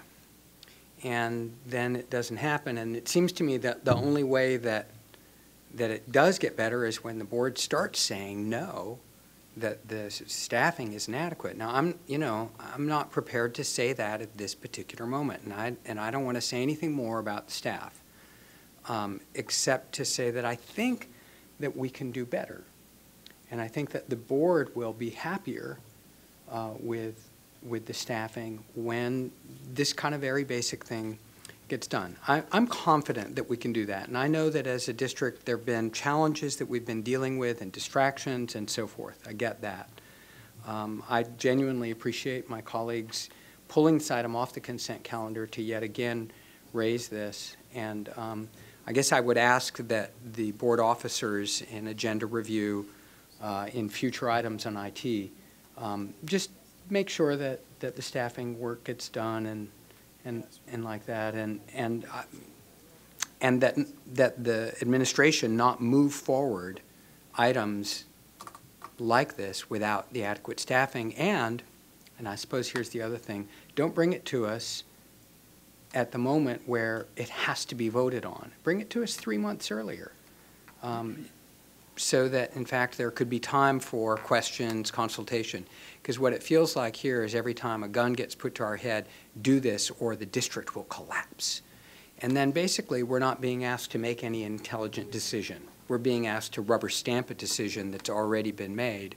And then as guardians of the public trust, we basically don't have a whole lot that we can do except for either pull the plug and let the thing collapse, or I'm not quite sure what else. So I'll end with my remarks there. Thank you very much, Thank you, colleagues, Trustee for helping me. I have Trustee Withrow, then Trustee Galassa. Just a quick comment. I endorse and concur with Trustee Handy and all of my other colleagues on their concerns on both of these items and the continuing issue of I'm just going to focus on one aspect of it. It has to do with deliverables and how they're articulated in terms of how they're measured, and then the follow-on track report to this board on the deliverables that have been paid for, that have been accomplished, when they were accomplished, so that we have some sort of a record of something other than kicking out $250,000. Thank you. Trustee Galassa. Thank you. There are a couple of things that I questions that I have about these items, but it's mainly cost. The need for the fulfillment of the requests from the state is absolutely obvious, and we would be in jeopardy if we didn't. The question I think that comes to my mind is $273,000, the right amount for the service that we're going to get. So I guess we get back to the deliverable statement, just a little clarity on that. With the second item, the maintenance of the safe financial aid system, My question there is, I know that the SAFE system is absolutely essential to provide the students for the financial aid that they have earned. The real problem here that I perceive is what's taking us so long to get the PeopleSoft in operation so that we can dispose of SAFE altogether. But I caution, I know what happened the last time when we jettisoned SAFE and then just went with PeopleSoft and had the room filled with, a little exaggeration, but 20 to 30 students complaining very bitterly about their lack of aid. So it's essential, number 13, for example, but the question is, what's taking us so long to get the PeopleSoft up and running so that we don't need to have the backups running in perpetuity? So finally, what I would like to say is I am very pleased with the progress the IT has made. I've been here long enough to have seen a parade of constant requests for huge sums going through every meeting, and a whole army of consultants that would come in and leave, often with the information that actually is critical to the continued operation of our IT system. So I want to congratulate IT. They've streamlined the process a great deal. They've worked pretty hard. I have confidence in them, but I think at the same time we need to just keep pushing and demanding greater and greater clarity. So thank you. That's it. Thank you. Chancellor. I just wanted to invite Associate Vice Chancellor Matlock to respond to the question on the progress being made on financial aid. I think it's critical the board hears that.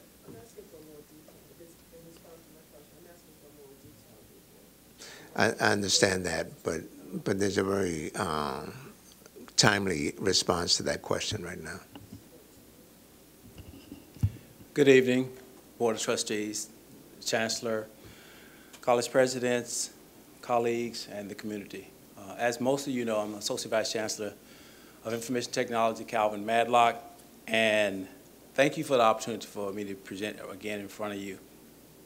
First of all, I think it will be appropriate to give you an update or status on where we are with financial aid. Despite the constraints with schedule, we compressed a 13-month schedule to a 10-month schedule. Despite the assumption we've had of we'll have the same people who started the project when we end the project, despite the fact that we're dealing with all types of risk in terms of data integrity, in terms of cleanup from previous implementations, we are still right now on schedule. In January, this financial aid project is rolled out in phases, so to speak. In January of this year, we implemented what we call the ISER load.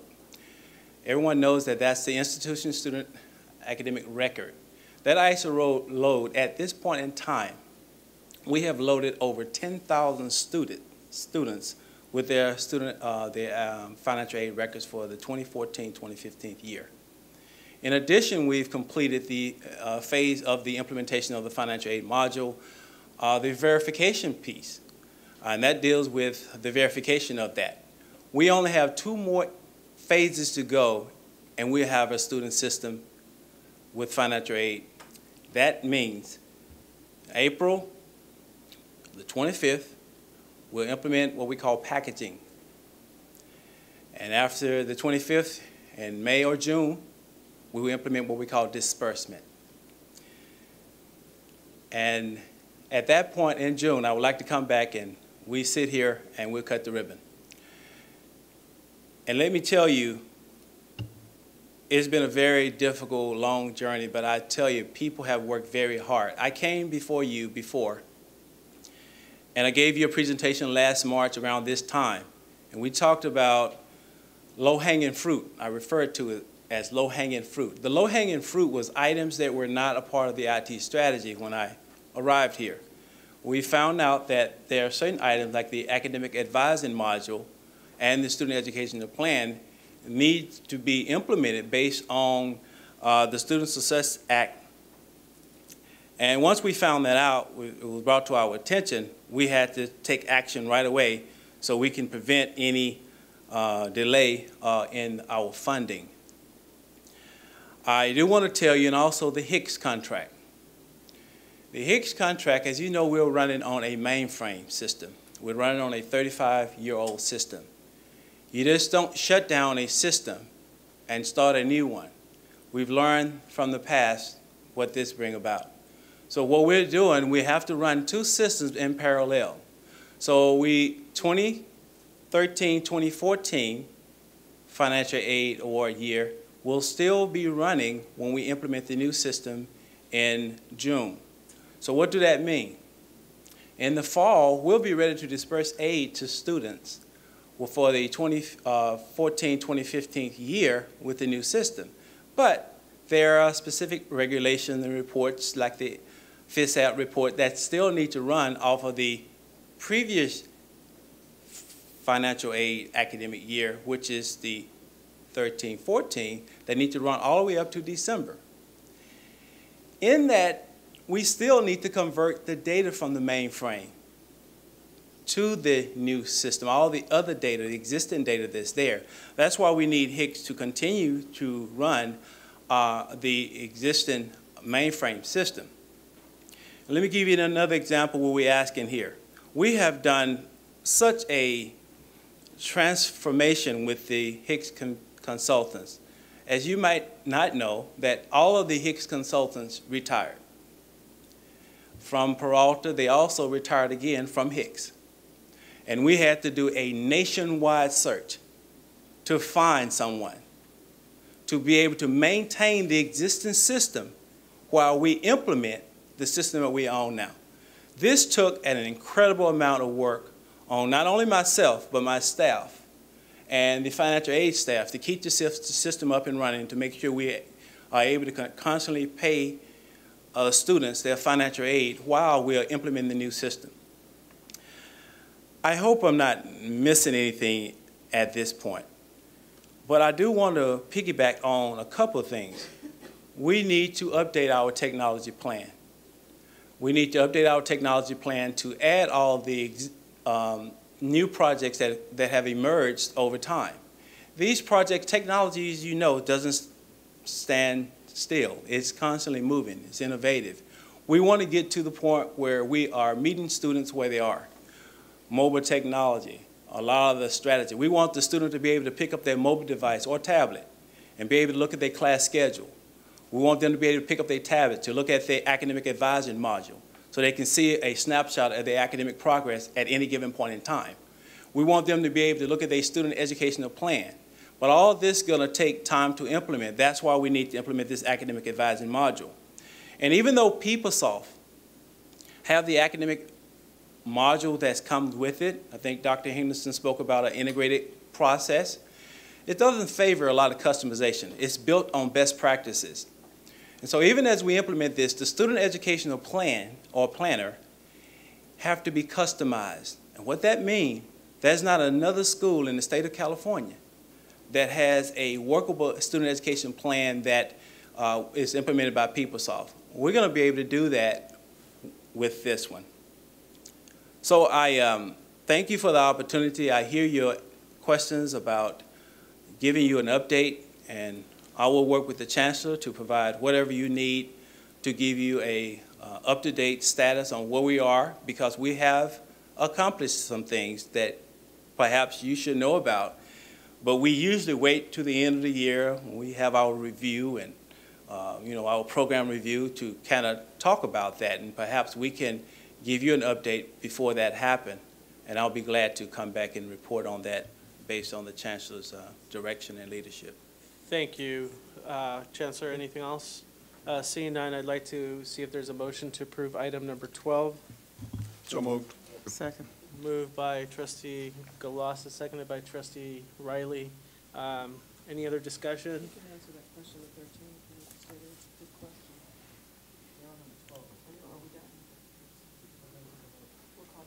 All those in favor of item number 12? Aye. Any opposed?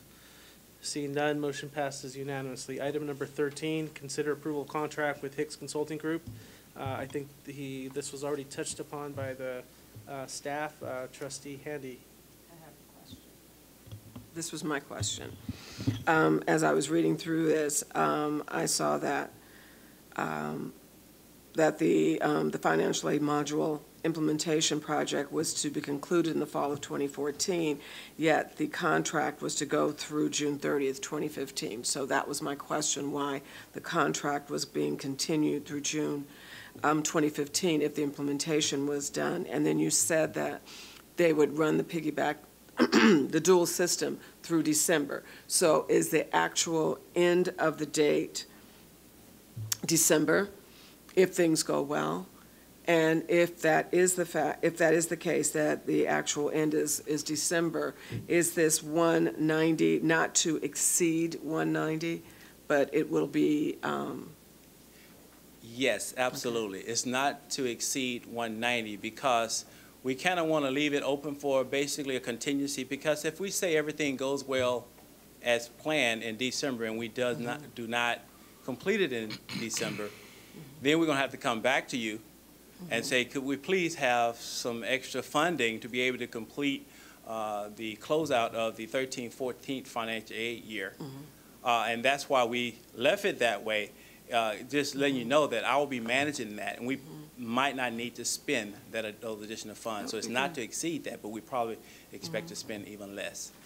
Because one thing I'd like to say is I've been a trustee since, I think, 2002. Hicks has been with us since 2005.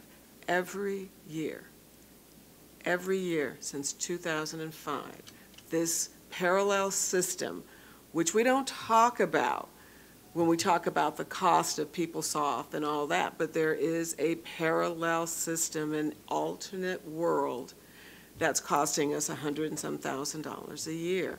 And I would love to, thanks to Tom Cluster and all those, but I would love to see that relationship end. And I'm hoping that this is the end of it, because it's hard to explain to a community that you have run a parallel system for 9 years. So that's why we're constantly asking every time it comes up, still Hicks. And I don't think we've ever had a report on what that, any deliverables for that. Maybe that goes to the chancellors at the end of their evaluations, but we have been here, we're the ones who are asked the questions, why do you have this? But we've never been able to give an answer to anyone as to what we're getting for that money, other than we have to in case the system fails. So it would be really good if, one, we are finished with this at that time, but also I would, again, like to know the deliverables on the things that they're add-on. I understand things will come. I understand technology a lot more than you know. I was forced by Amy Stone to be on the first technology committee. And again, as Sai used to say, we felt like our brains were going to explode, but we were forced to learn all of this information. And I've been for every step that Peralta has gone through, and I would love to see us have a successful implementation and move forward. But until then, I would really like to know how the public's money is being spent, what we're getting for it, and again, an update on the technology plan. Thank you. I will work with the Chancellor, and we will provide Chancellor whatever you need to assure you that we're going to have a successful implementation this time. We'll have to hear it. Thank you. Let's call for the question on item number 13, consider approval of contract with Hicks Consulting. Is there a motion to approve? Motion, please. Second. Motion by Trustee Galassa, seconded by Trustee Withrow. Any other discussion? Seeing none. All those in favor? Aye. All those opposed? Motion passes. We move on to item number 22. Item number 22 is consider recommendation to realign Range 3 of the July 1, 2013 management salary schedule. This was pulled by Trustee Handy, presented by Vice Chancellor Largent. Trustee Handy. Hi. Vice Chancellor Largent, you may be able to answer this pretty quickly for me. But I'm just curious, who are the people that are getting these increases? Who are these managers? And is this applicable to people who just started here as managers? Will they be getting the increase? And what is the cost to the district for this misalignment, or for correcting this misalignment. Thank you, trustee, for the opportunity to respond. The individuals who will be getting and I would not call it an increase because it was a misalignment that occurred, and but for that misalignment, they would have received what we're requesting the board to approve as of 2008. And so it involves all of those managers at range 3, including all deans and a number of directors. Your other question, how much it would cost, it's effective. We're asking the board to approve it effective July 1 of 2013. And that's when the new salary schedule became effective that the board approved, and it's about $84,000 for that. And your last question about what employees would be entitled, are they new employees?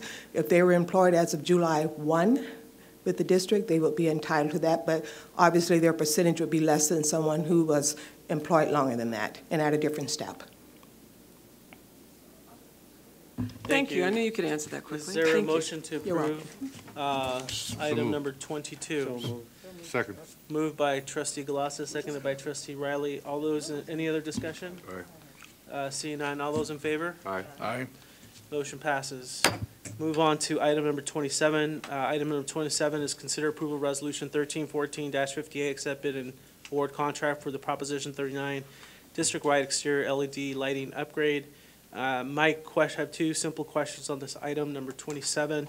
And one is this, I want to make sure that this item is in fact covered by PLA and subject to those requirements. And secondly, is the adjustment in the total bid price from what was the reason for the adjustment of the total bid price to $530,000, $540,000?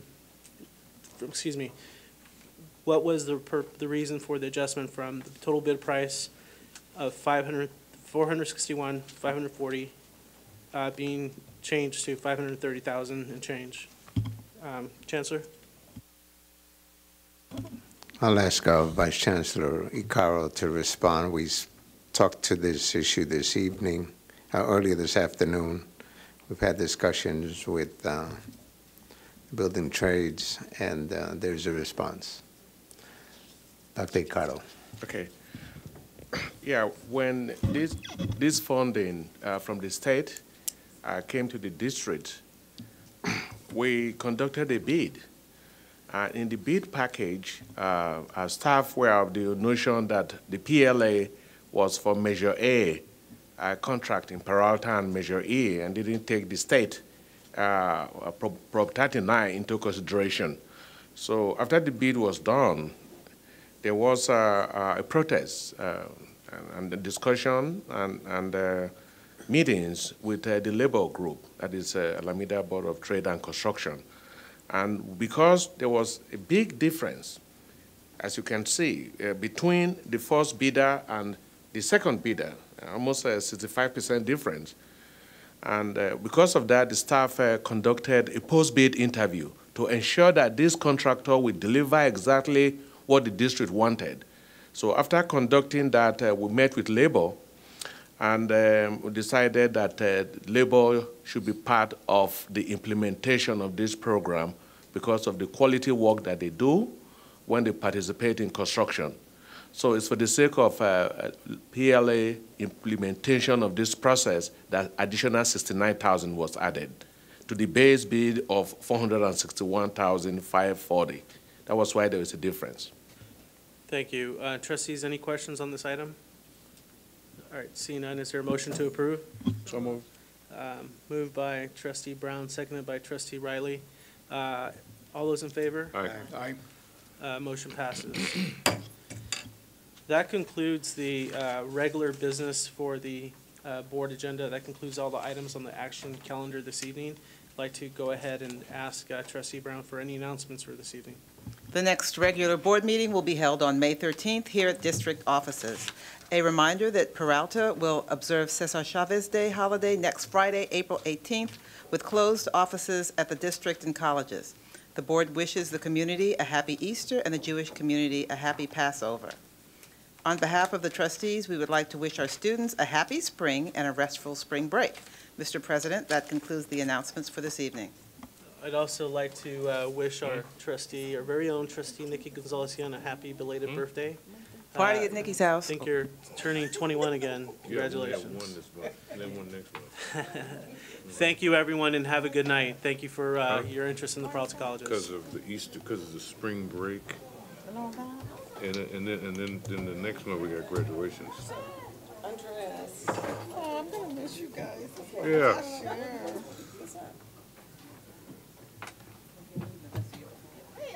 Oh, you grow a beard, man. You're gonna have to come in with a name tag if you change your face hair. Oh, is that? Is it that long? What's up?